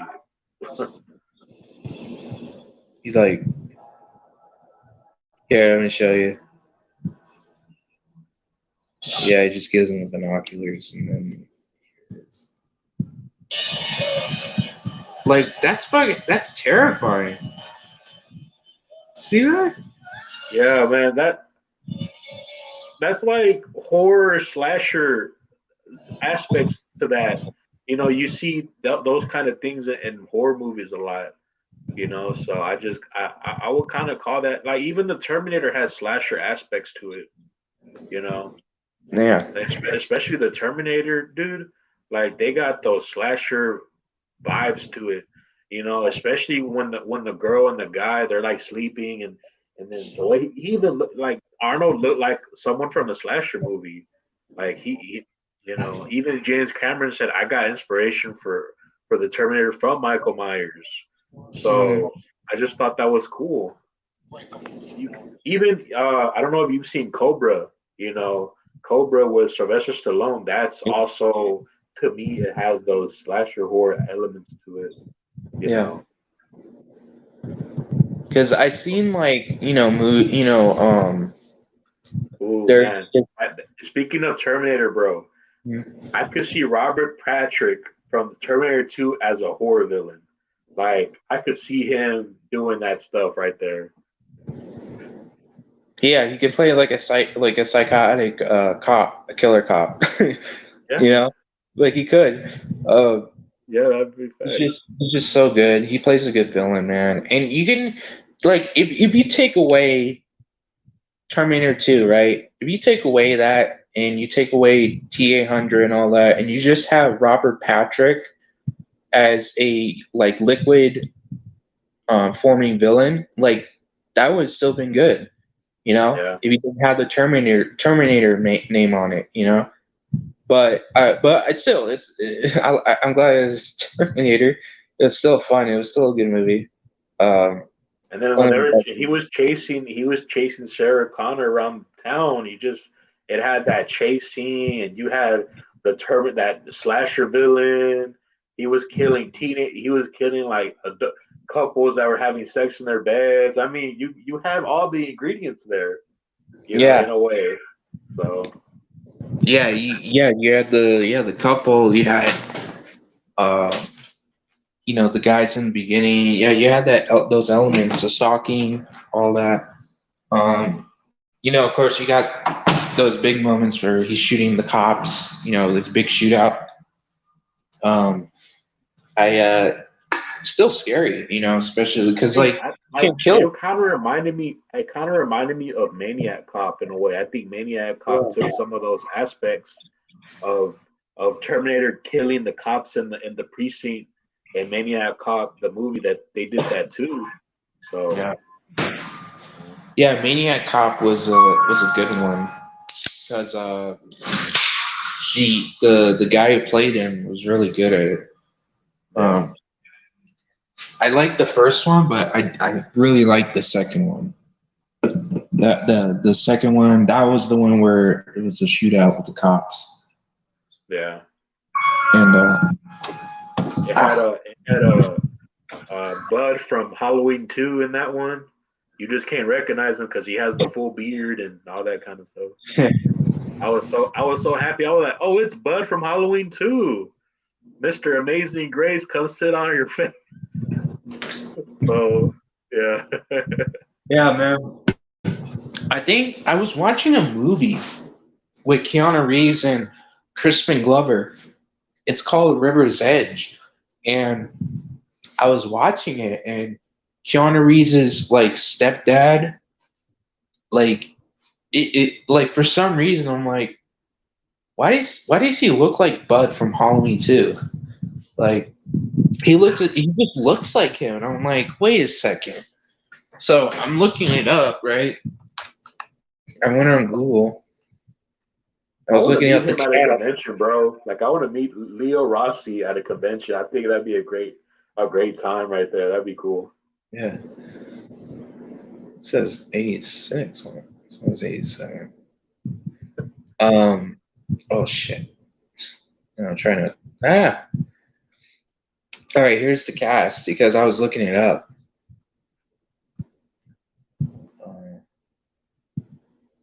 Hey, hold on. I want to make sure I'm right because I remember seeing this cast. Yeah, Dennis Hopper. Yeah, he was in it. Uh, Fuck, man, what was that guy? Where is he at? Show more. Yeah. Wait, this has to be him. So is the actor's name Leo Rossi? Yeah, that's his name. That's his name. Oh my god, dude, that's him. Oh, that's Bud. Oh my god. Wait, hold up. Oh, so Max Movie Review commented, "Yo, Connor, what's your guilty pleasure? Nightmare on Elm Street." For me, well, Nightmare on Elm Street, that's like in my top three favorite horror movies of all time. But my guilty pleasure is Freddy versus Jason. I know a lot of people dog on that movie a lot, but I mean that's one I go back. You know what? Okay, it's not a great movie, but when I want to watch a horror movie, like when I'm not watching my favorites, I put that one in, and it's always a good ride. It's Yeah. like a superhero movie if you want to watch those kind of movies at the time. So Yeah, I get it. For it's it was cool. It's a little goofy, but I know it's cool though.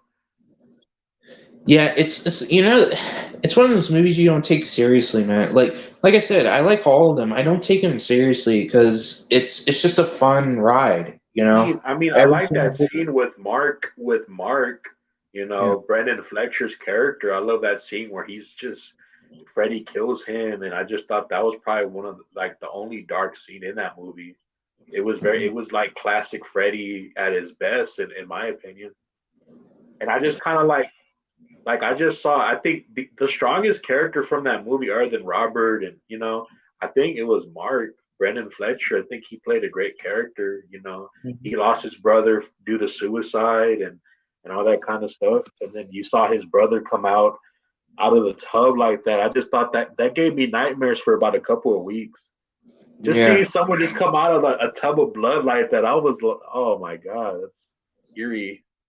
yeah, because it's like that was like yeah, it was the only scene that was scary because it was like it was a Freddy scene.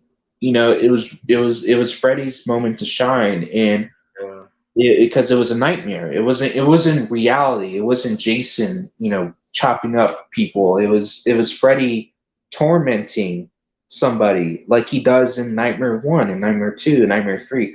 Like he was tormenting this person, you know, instead of yeah. just killing him right away like Jason does. Jason just kills somebody right away. Like it's just like, ah, chop chop chop, you know, Done. We're done with that. done. That's it. Like Freddie kind of plays with his food a little bit in a way. yeah, Like he's one of those guys where he kind of marinates the steak, you know, before yeah, he kills the his victim. So yeah. I like that, man. That's cool. He's very methodical and psychological when he comes to killing. So I like that aspect of it. Yeah, and you know, when I didn't like when Freddy was messing or was playing with Jason's like he was bossing Jason around, you know. I didn't really like that part. Just because I feel like Jason is his own boss, you know what I'm saying? Like when you watch like part 7, part 6, like Jason is his own boss. He doesn't really take orders from anyone.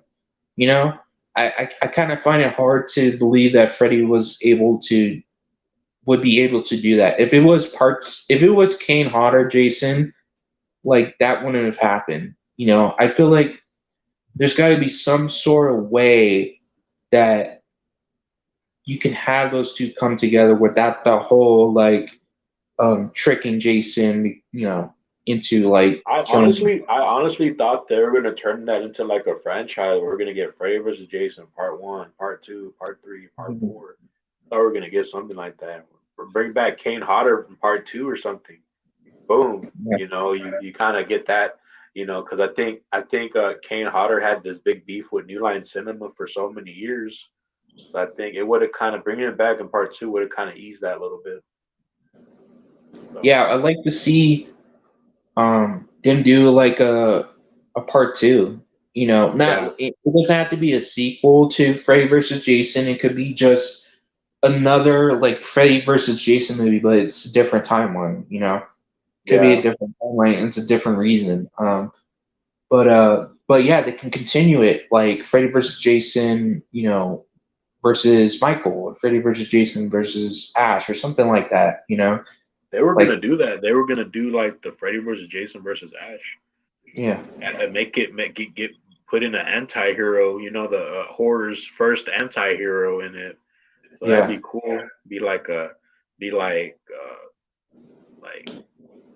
hero saving us from the horror from horror sequels or something like that. I don't know.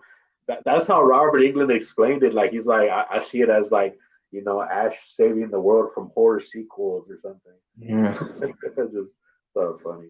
Yeah, and Robert wanted Ash to win. He wanted him to win, so he can like he kills both Jason and Freddy. Um, Shit, he would get I even more fans, more people knowing about Ash. Because when I tell people like One of my favorite heroes is from horror is Ash, and you know, who's Ash? You mean Pokemon? The guy from Pokemon? And I'm and I'm just like, no, the Ash from the Evil Dead. He's like, oh, I don't know what that is. So I'm just like, I don't know, man. I'm kind of sad that they didn't go with that movie because it would have kind of made a lot of people know who he is. You know? Yeah, not dude. A lot of people don't know who he is, man. Like Yeah, that's crazy. Like yeah. you see like the Necronomicon, the Book of the Dead was in Jason Goes to Hell. It was in Jason. It was shown in Jason Goes to Hell, and I was They like, even had Fred. They even had Freddy gloves in the Evil Dead too. yeah, They even had Nancy watching the first Evil Dead on her little TV and yeah, Nightmare on Elm Street. That was cool. yeah. It was like callbacks, yeah, and yeah, Freddy's glove was in Evil Dead. Freddy's glove was in Jason Goes to Hell. Like you can I tell like think I briefly saw the glove in the Ash versus Evil Dead series. I briefly saw the glove too. yeah, Yeah. yeah, and I think it's like they were intentionally wanting to do a Freddy versus Jason versus Ash movie. Like the fact that you see Freddy's glove, like you see They all were these movies, they were planting the connected. seeds in a way though. They were Yeah, planting the seeds. I'm like, okay, we're definitely gonna get this one. I was yeah, just kind of like I commented on the post where I was like, man, are we gonna get Robert Englund in the Ash versus Evil Dead show? That'd be cool. I mean, you already planted the seeds already, so I mean, let's do it. yeah, Yeah, yeah, and I just yeah, Ash is a yeah, he's a cool character. Just yeah. I he's one of those. He's one of those Did like you did you ever meet higher. him before? Did you ever meet Bruce Campbell? No, not yet. I haven't met Bruce Campbell yet. I want to, but yeah, he seems like a cool guy. I want to meet Ted Raimi. That's somebody I Oh want to yeah. meet. Ted Raimi. He's such a cool guy. He's such a cool actor. Like you see him in movies. Like he was in Evil Dead movies. He was in Spider-Man movies. Like he was playing the one guy with the glasses in the Oh Sam yeah. Raimi ones. Yeah, He also played in the Shocker movie. You yeah. know, He was in he was. Shocker. He was in a movie called he was in a movie I saw called Intruder. And it Oh came out wow. at the same time as Shocker, and it was set. It's a slasher movie set in a supermarket where it's like there's a Oh bunch of yeah, I know what you're talking about. That's a good yeah, one, man. Wow. yeah, that was a good one. He was in that. He was in Candyman. Oh He yeah. played a part in that. Yeah, he was in He played that. the sheriff. He played the cop and the Quarry. I was like, what? What's Ted Yeah, he was Raimi in the doing in this quarry. game? Yeah, he was in the quarry. Lance Henderson. Lance was in there in the quarry. Lin Shaye was in the quarry. David David Arquette. Arquette, Was in my man Dewey. You know, Yeah, and he plays the. It's cool because it's like the company makes like a it's horror like a games. family reunion of horror people. Yeah, yeah, and you notice like throughout the games they make like there are actors you recognize. Like they got actors that you recognize and stuff like mainstream, but then of course like they bring in like horror actors like Lin Shaye and Ted Raimi. Lance Hendrickson. David Lin Shaye Arquette. will always be that mom, that judgmental Christian mom from Detroit Rock City. Like she will always like I remember her playing the Christian mom that wouldn't let her son go to the Kiss concert, and she burned Yeah, all the tickets and stuff. That was yeah. yeah. And then I'll always remember as the teacher who said you need a hall pass from Nightmare on Elm Street. But I just thought that was a cool little yeah. He did all. And did you notice that like the Nancy when she wakes up from the dream, it's like I noticed that like a lot of horror movies took that kind of scene for their final girls in their movies. I've Mhm. always noticed that Julie from I Still Know You Did Last Summer did that, where she woke up from her nightmare and it's like she woke up the whole college class. Yeah. So that was funny.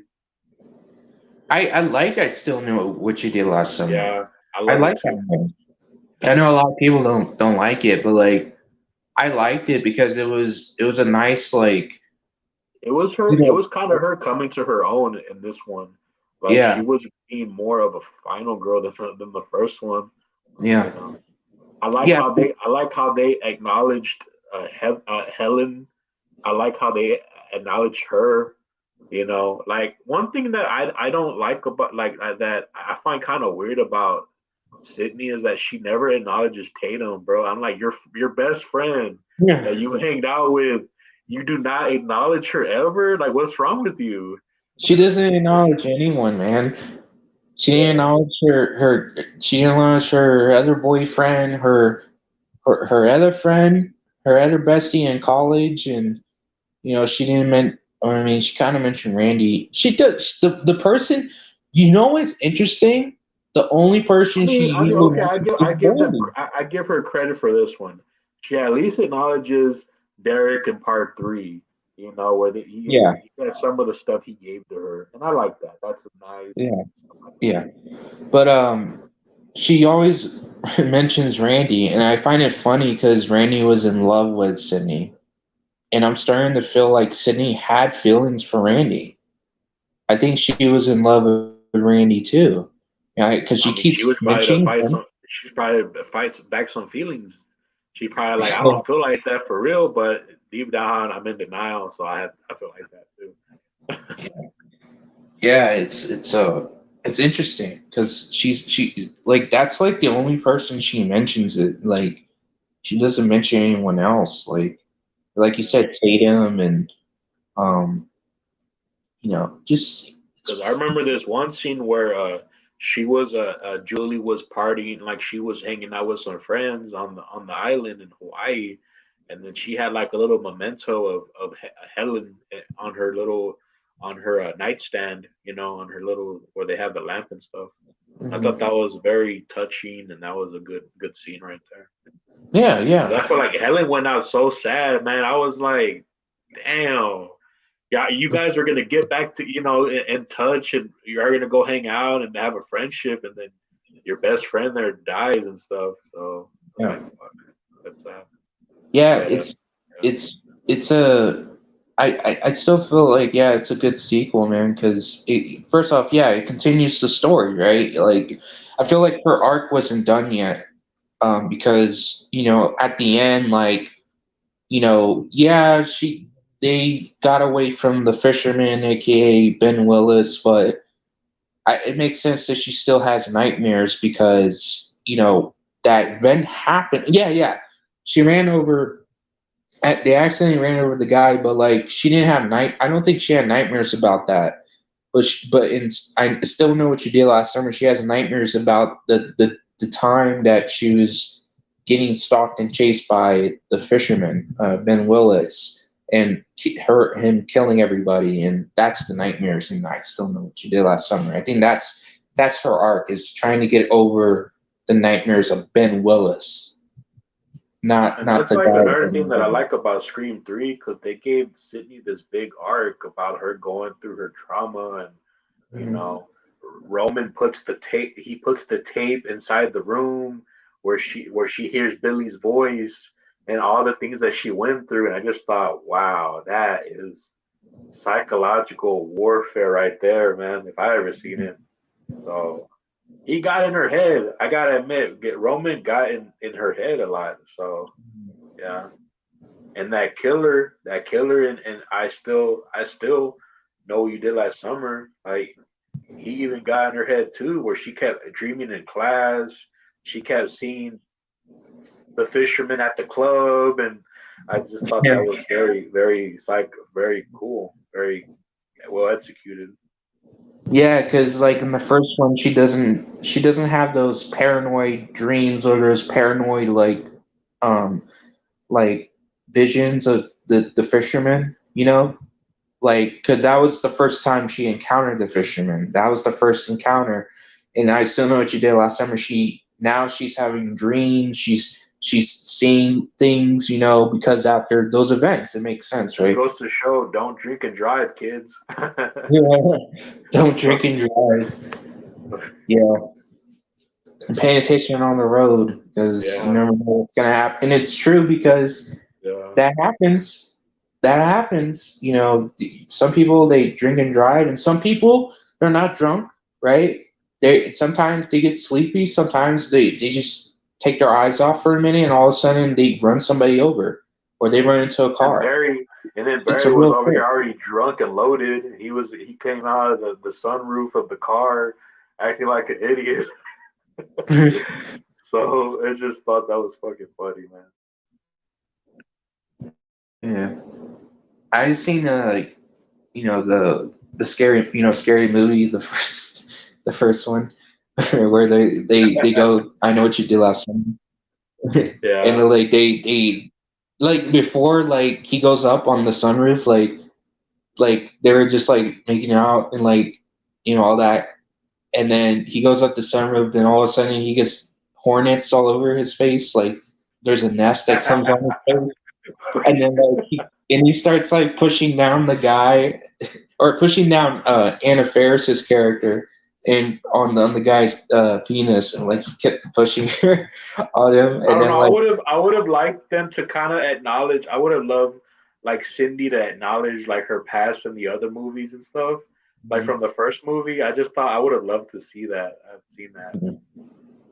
Like I had, high school was a bitch. Like, had a killer chase me around a lot, and I wish they could have acknowledged that. Like, if you guys are gonna, if this is a franchise that's you guys are playing the same character, I would have loved to see you guys acknowledge that. You know, yeah, like yeah, and bring up Bobby, bring up his name up. Just you know, like when she got out, who she got with that Eminem, uh, parody guy. Like kind of knowledge. Like, well, are you sane? Are you like, you're not a psycho, right? Because I had a boyfriend named Bobby that he's dead now. He was a psycho or something like that. yeah, I'm just not a fan of movies when they just kind of like, okay, that never happened, so we're gonna go to something else now. Just, I don't know, yeah. man. Be And consistent I with get it. it. It's like it's a spoof. You know, they're just trying to like tell like spoof on different things, Yeah, but I they're get that. continuing with the same character. And I feel like if you're gonna do that, you should recognize the past and poke fun at it. It's like, wow, this happened to you. That sounds bizarre. Like all this happened to you. All this happened like at that place, at that school, and all that. And it's like, wow, that's really bizarre. That's like, what a story.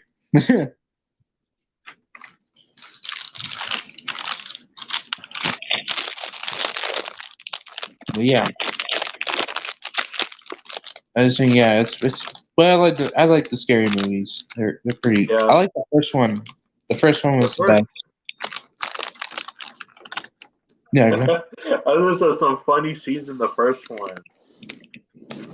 There was some funny scenes, yeah. especially with Sean Wayne's when he was like he was trying to fight. He was trying to fight the urge, like from what he felt inside. Like he was like with a girl, all that stuff. And he's Yeah. like, you're like, who, that person right there, tight ass or something like that. Mhm. It's like, you mean Drew? No, I'm talking about Steve. Like, I'm just like, oh my god, that was funny. Hi, badass. Yeah, yeah, yeah. I like Shorty too, like Marlon's character. Oh yeah, yeah. It's such a fun character, Marlon is man. such a great actor, bro, because he's even doing like that Fresh Prince reboot where Yeah, he's playing one of the family members, and it's like, damn, man, for the first time, you're not being a funny guy. Well, the tides have changed, my friend. So yeah, yeah. It's like yeah. He's always been like the funny guy, like especially in a film like Above the Rim, like that film. Like he was comedic relief, Um, But I like when like there was those couple of scenes in the yeah, movie where you got that seriousness from him, you know, like you got him coming out yeah, into that serious as a serious actor. So I think he yeah, was kind of those kind of people, those kind of kids where, you know, they try to they use comedy as a way to cope with their, you know, how they feel sometimes. You know, yeah. I just Well, the thing is, it's like the two older brothers, Keenan and Damon, were the funniest. Like I like yeah. them, like funny. But Marlon and Sean were funny too. Like I didn't mind them. You know, they were funny. Um, Yeah. but the what you call it? But yeah, when you see the scary movies, there's a film called Don't Don't Drink something. Oh, don't drink your juice in the hood or Yeah, something. in South Central. Yeah, in South Central. Yeah.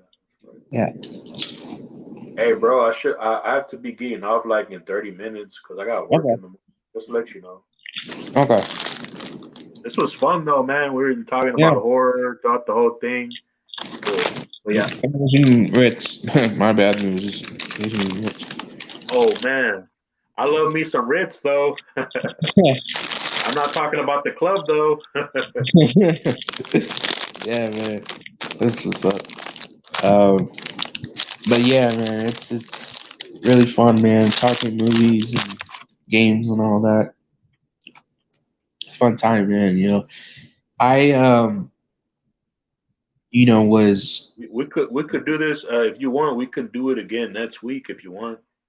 yeah. We can do it again next week. That sounds good. All right, cool. You But know, you got anything coming? You got anything coming up with your channel? yeah.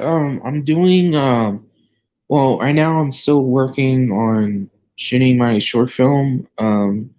The David Fincher inspired short film. That one's gonna be coming up, but right now I'm still finalizing the script and making it right.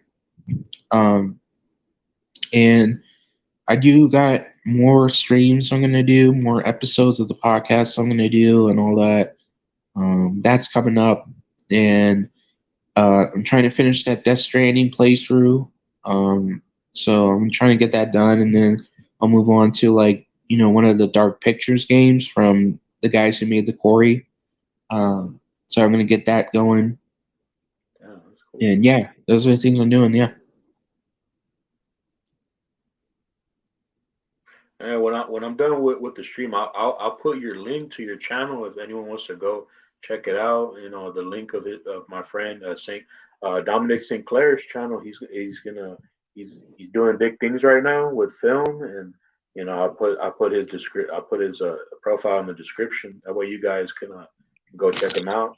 You know, he has some good films. Yeah, absolutely. This is like the first time I had anyone on this channel. You know, I'm getting used to the whole StreamYard thing, and I'm getting pretty good at it. Yeah, yeah, it's cool. Yeah, I see comments. Max Movies Review says, I agree, Dominic. All the nightmares are great to me. The whole franchise is super consistent.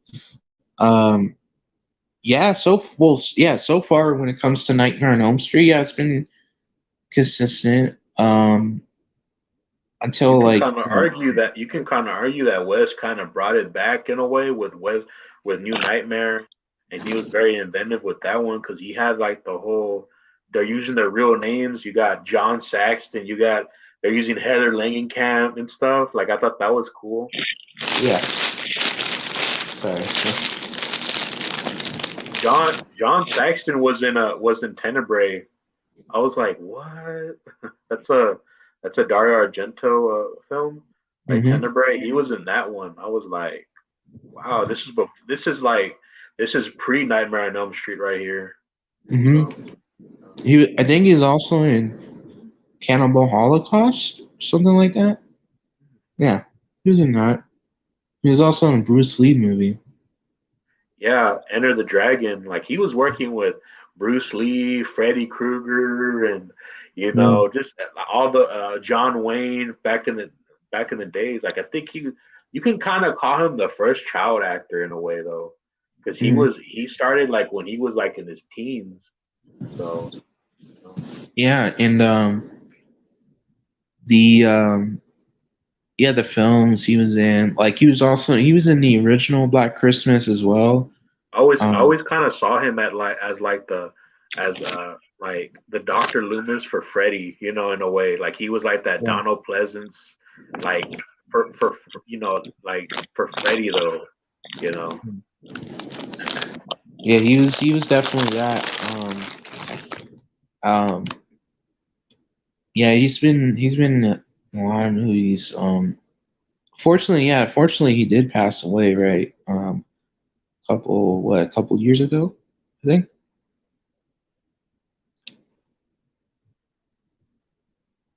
Oh, he's frozen.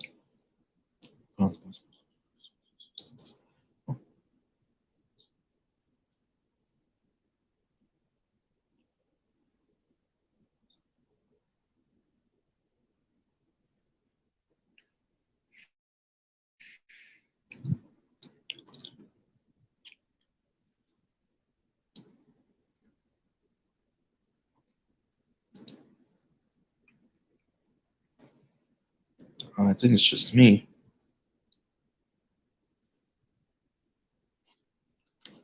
I think. Wait, is my audio on?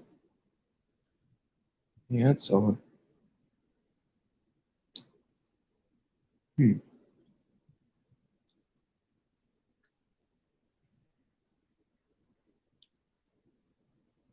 Hold on.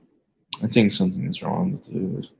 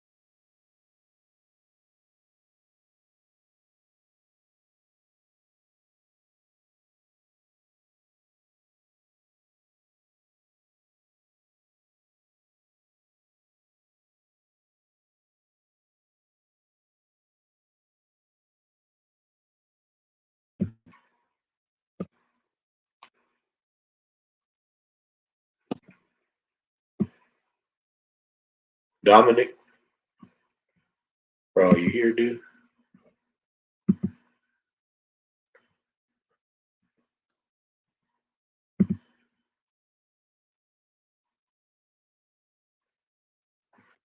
Ah, fuck.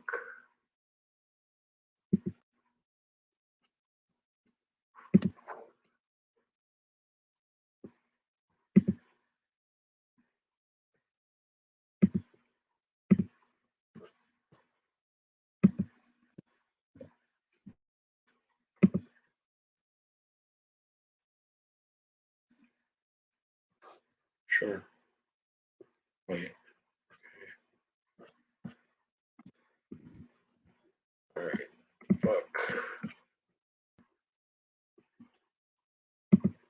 All right. We're gonna invite, email.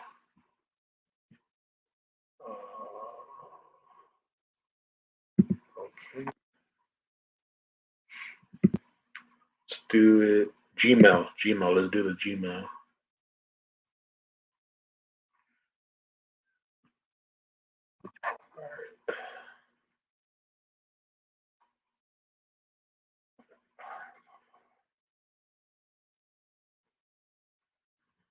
I don't want to like do him wrong, I guess.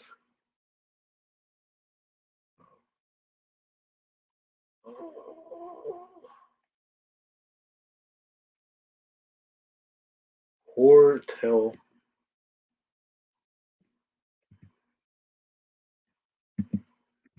I love it. Hortels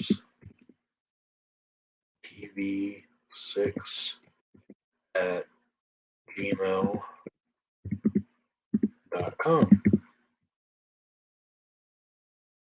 All right. Just send it to you, dude. Just send it to you.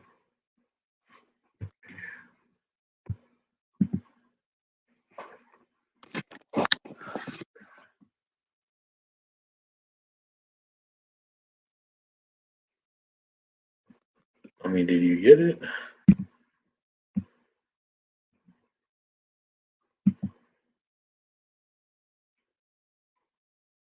I got like, oh man.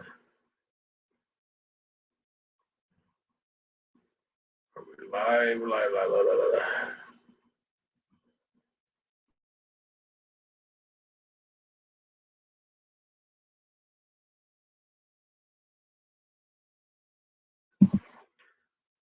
Sorry guys, we're having little technical difficulties right now. We I don't know, it just logged off and I don't know what happened.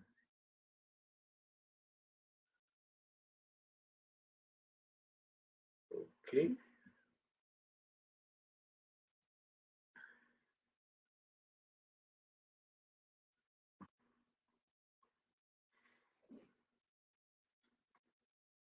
All right.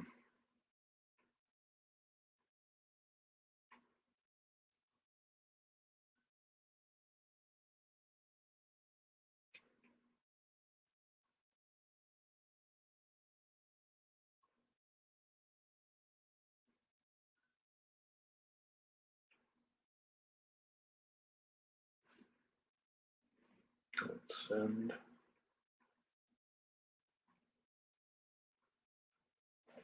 All right, cool.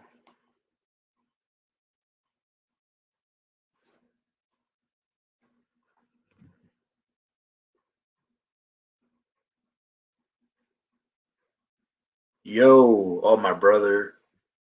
That's my brother Thaddeus saying yo at the stream. Hello? Hello?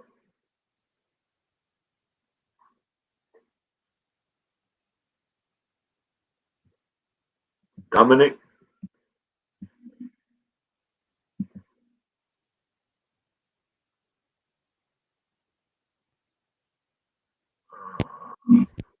Hello? Hey, what's up, man? Hmm.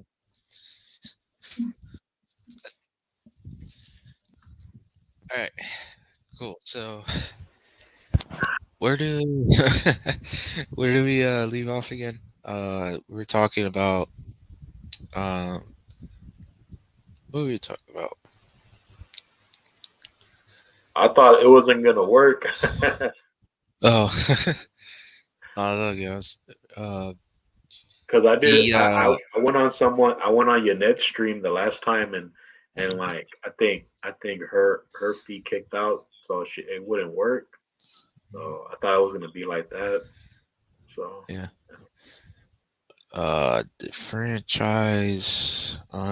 I know you Oh, did so last summer, right? yeah, I know what you did last summer.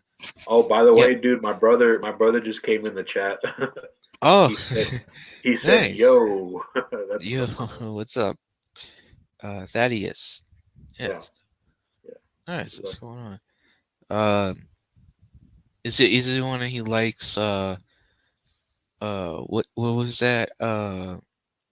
Was it like WWE, right, or WWF, or was it? It was just horror films, right? yeah, yeah. Oh, okay. He's a big fan of. He's the video game guy. Oh, okay. I'm more of like the horror guy. Oh, The okay. wrestling guy and stuff. So yeah. Cool. Yeah, yeah. I just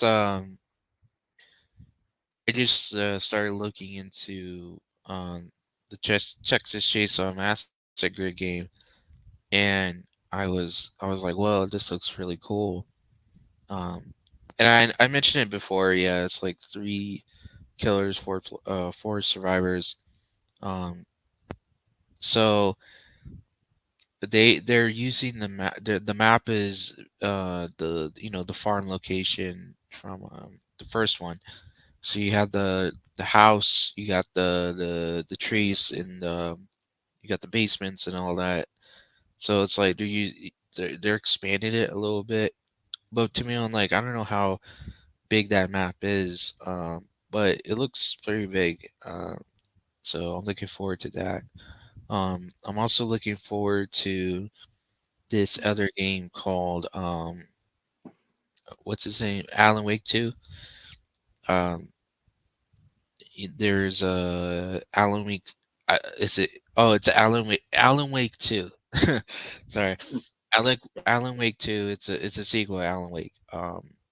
By the guys who made it was by the guys who made Max Payne, the first two Max Payne Oh games. yeah, I Yeah. love that game. That's a good game. Yeah, so they made games like Alan Wake, and then now they're making an Alan Wake 2. And that one looks pretty good. It's more focused on horror RPG elements, survival elements. What are All some of your uh, favorite horror video games?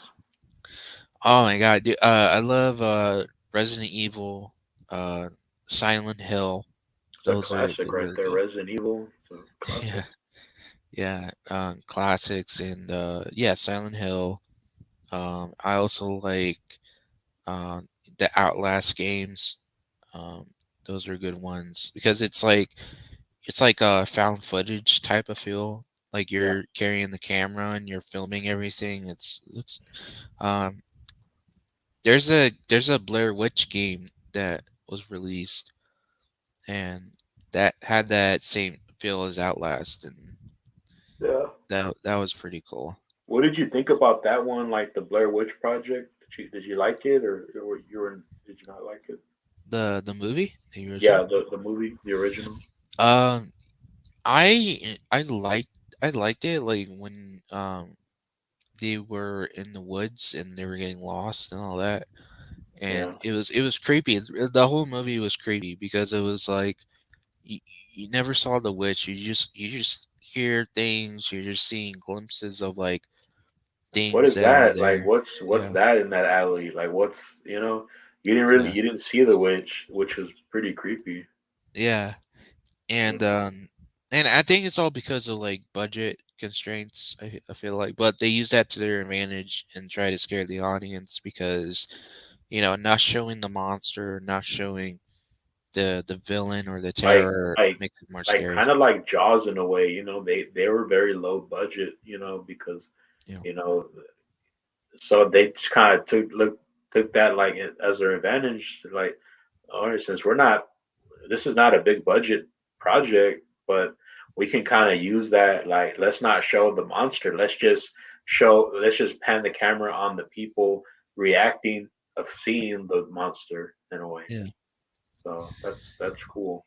Yeah, and of course, it inspired movies like Paranormal Activity, and there's a Yeah, movie called Record that was shot in Spain. It's a Spanish film. yeah, Uh, those are good movies, that's a and good movie right there. yeah, there was like a knockoff, American knockoff called Quarantine, but Like me I and like my grandma, we were watching the Record, and it just she's not she likes action movies. She's not really into horror because it scares her. But yeah I'm just kind of like I never used to see my grandma, so I'm just kind of like let's watch this. Let's spend time together yeah as your grandson, and yeah yeah. so That's cool. yeah, Yeah, yeah, because that movie, yeah, it's a good watch with family and friends, and um the sequel was she good she too. cringed. She cringed when we watched the reboot of the Texas Chainsaw Massacre because that ending where the girl Yeah, just had her head just popping out and just yeah, she just like she laughed at that part, but she liked everything else. So yeah. It's I know some like people like older people that like the like older movies like the car or Psycho. yeah and She saw that actually, dude. She saw that at the theater. She saw Psycho opening night, and I was like, "That's cool," because I'm a big fan yeah of the movie. So yeah it's cool like Psycho. That's good. Like it's cool. Like you imagine like just like you're gonna just seeing it, and the shower scene with the music.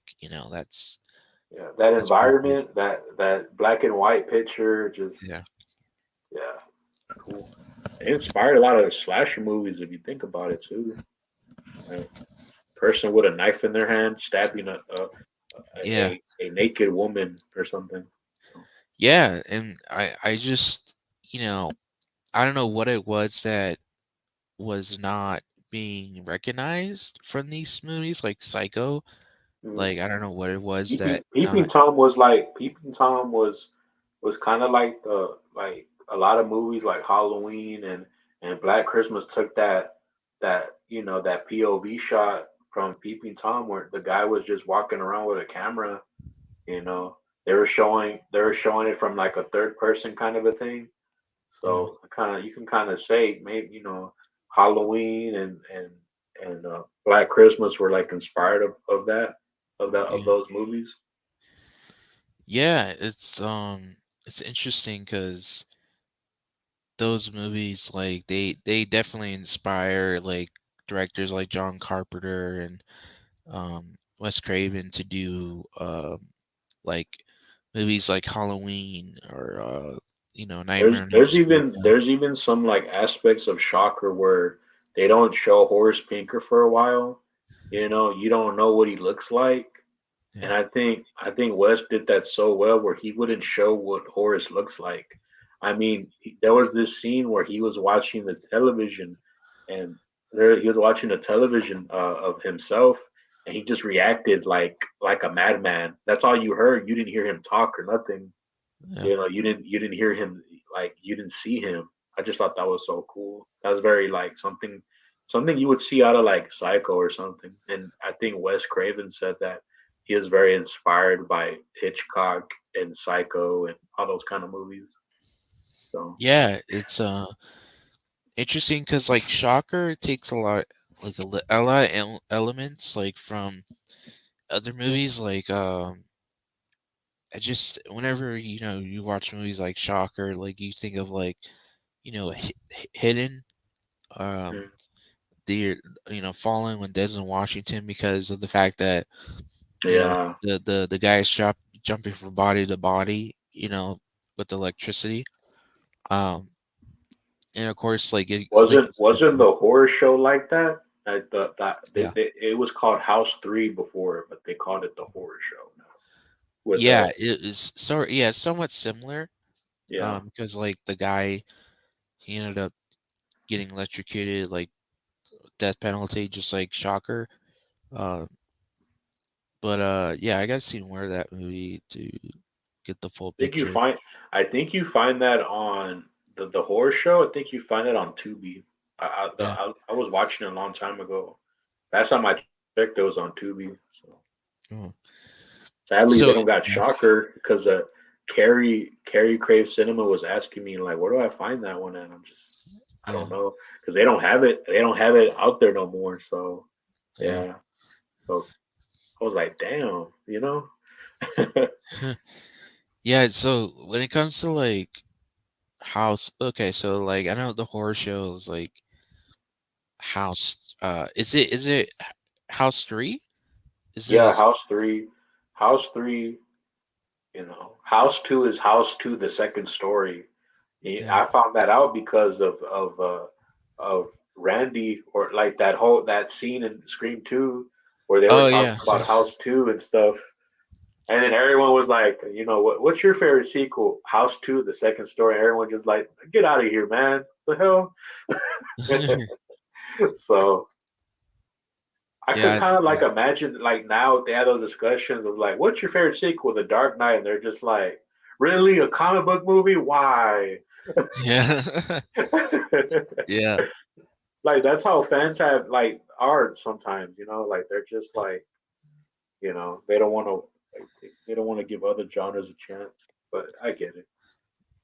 Yeah, there's movies like when it comes to sequels, like they're just better, in terms of like how it upgrades itself. Like, like I mentioned, Maniac Cop 2, it, upgrades itself because in the You can first one kind of it was like one out. speaking about messages in horror movies. You can kind of like, you know, there was a message in Maniac Cop. I mean, like he went rogue because like all the like there was like a lot of cops that wanted him to get out of the precinct because he was kind of like those. He was like one of the last good cops that you've seen in that. Like everyone else was corrupted. They were like bad police officers that just wanted to be corrupt. They want to be corrupted. They they like corruption, and you know, this guy, you know, who ended up being a maniac cop, so to speak,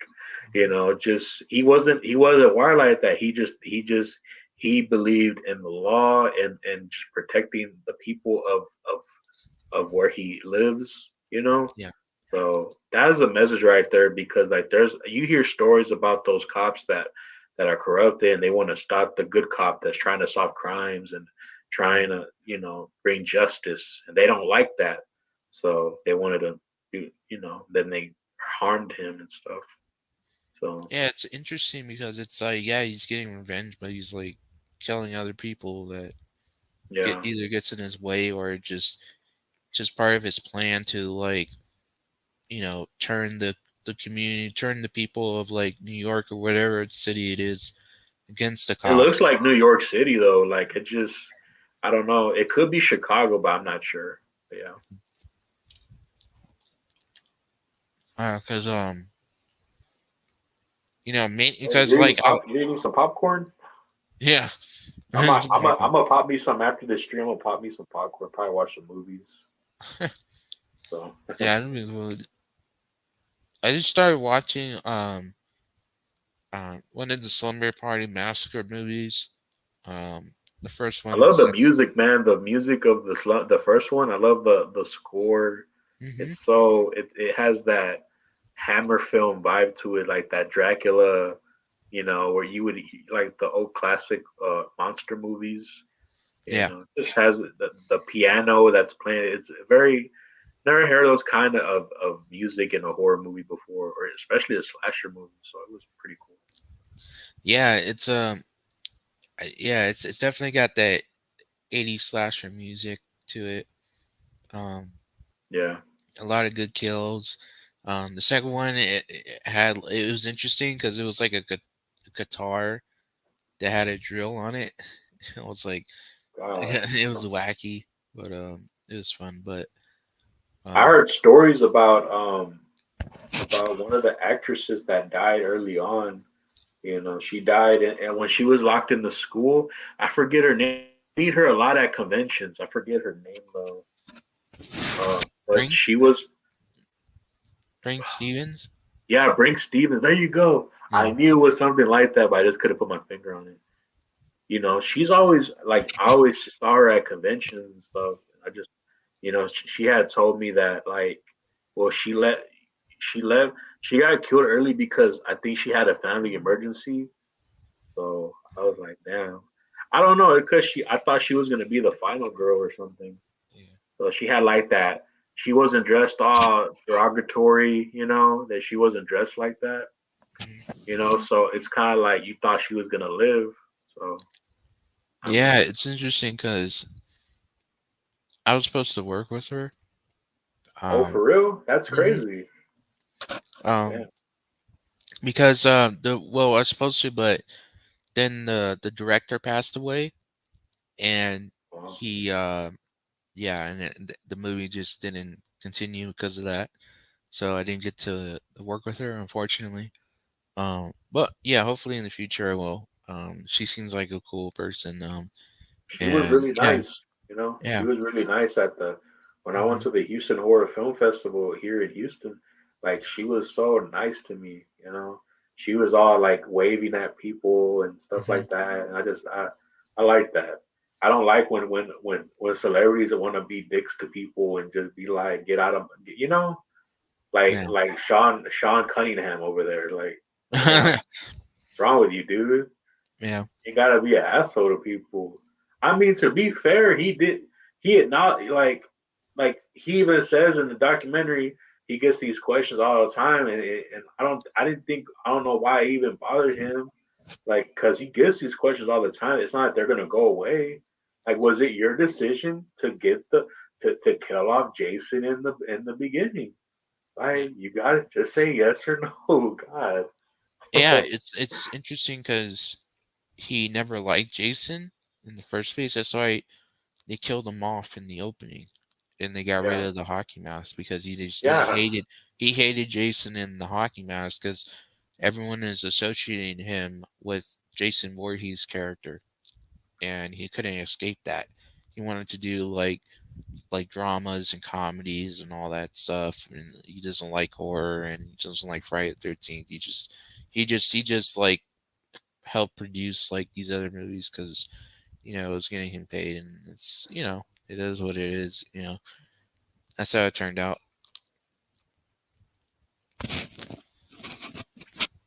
Yeah, China's Cunningham, man. Victor yeah. Miller, he's actually way nicer. He's actually way Yeah, nicer. I remember this guy did it. Victor Miller did an interview with this horror YouTuber. He plays horror games and all that. I think his name was Anthony something. He does like he has a channel, and they were just kind of like he even admitted on the interview. This was around the time where like the case with the Friday the 13th, like the movies were in full effect, where they were just both doing the hearings at the court and stuff about it, and they were just talking about like he's like, I'm not trying to stop nothing about Friday the 13th. I'm just trying to like I'm just trying to get what I'm owed. I just assumed that he was gonna be this dick of a guy, because I assume okay, Sean S. Cunningham is an asshole, so I assume Victor Miller was gonna be like that, you Yeah, know.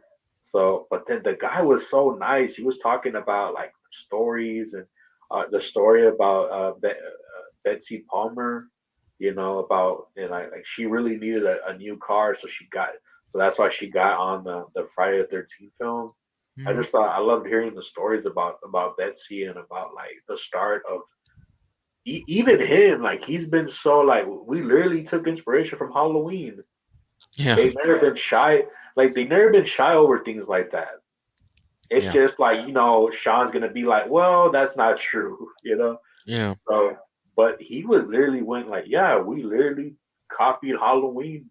You know, well, I wouldn't say copied, but I would kind of say took inspiration from Halloween. Like you yeah, see like you see this low budget little slasher film that John Carpenter did. Then we took advantage of that because we wanted to make money and stuff like that. So yeah. It was it was interesting because the original Friday movie, it cost like what 7,000, 70,000, something Damn. around that. So it was like micro budget level and low budget, and it's like how like Jason Blum does those, like he's known for doing that type of those types of horror movies, like those low budget micro budget types of films. That's what they did back in the day. That's what it was like with the original Friday and the original Halloween. It was like they're on these micro budget levels, and Sure, then without that, we wouldn't be having Jason Blum doing these, had done like the low budget movies and yeah, stuff. Like and just and then later on, like the budgets got bigger. Like Jason even Takes My Hand was 25 even million. Alfred Hitchcock used his own money for Psycho. So you can like that's kind of like probably the first time you ever see a director kind of putting forth his own money that's not in Hollywood. So Yeah, that's cool. That's pretty cool. yeah, that's and true. and inspiring too for future filmmakers to kind of like, you know what, we don't need Hollywood's help to put Mhm. these movies out. Like just that kind of, it's very inspiring. So It's good to invest your own money into it. Like I do that, like for my short films, I invest my own money. I'm planning to do a feature and invest my own money in that as well. But yeah, but right now I'm just doing short films, and one by one I'm just learning and just doing them and like getting my work out there, my content out there so people can see. So that way, like if studio sees it or whatever, and they either decide to hire me or decide, to get in contact with me for distribution, that's cool. But I want total creative control over it, so I definitely can here do what I too. want. Like if I was gonna do a movie, I want the full creative autonomy. I want my I want full creative control. Yeah, Y'all can let me. Like if I find an investor or something like down the line or whatever, or even I can put my own money forth. hmm It's cool because I get to have my own freedom to do whatever I want with my movie. yeah. So And um, an investor's good. Um, I'm planning to planning to get investors for my films soon, but I mean, right now, John Carpenter had an investor for Assault on Precinct 13. Like that was cool. You know, yeah, this guy don't even have like a movie in Hollywood. All he had was like short films and things he did in college. But then he finally got an investor, and investor's like, okay, you shoot, I fund, basically. yeah, So yeah, yeah, it's good. It's good because like when investors, yeah, you gotta pay them back, their money. Um, when the film is released, you gotta wait till the money comes back. It might take a little bit, but it'll happen, and then then of course you pay them back, and you stay in contact with them in case you um, do another film. So it's good. Investors are good. yeah, man. Well, man, I have to call it a night for this stream, bro. This was really fun. We're just talking, Yeah, having a good time. We could. I'll be in touch, dude. I'll let you know on Facebook or Instagram when we can do it next week again. We can talk yeah, about more. absolutely. All right, bro. Well, just have a good night. Talk Yeah, to you. Talk to you later. Talk to yeah, you- everyone who came in the chat. I really appreciate you for stopping by, showing your support. Please, if if you ever like, if you couldn't stay, if you see this stream again for anyone, please like, share, subscribe. Also, I'm gonna put my friend Dominic Sinclair's channel in the description bar. you know um but we appreciate you for stopping by, Dominic. yeah, All right, absolutely. man. Take it easy, everyone. All right, take care. All right, bye.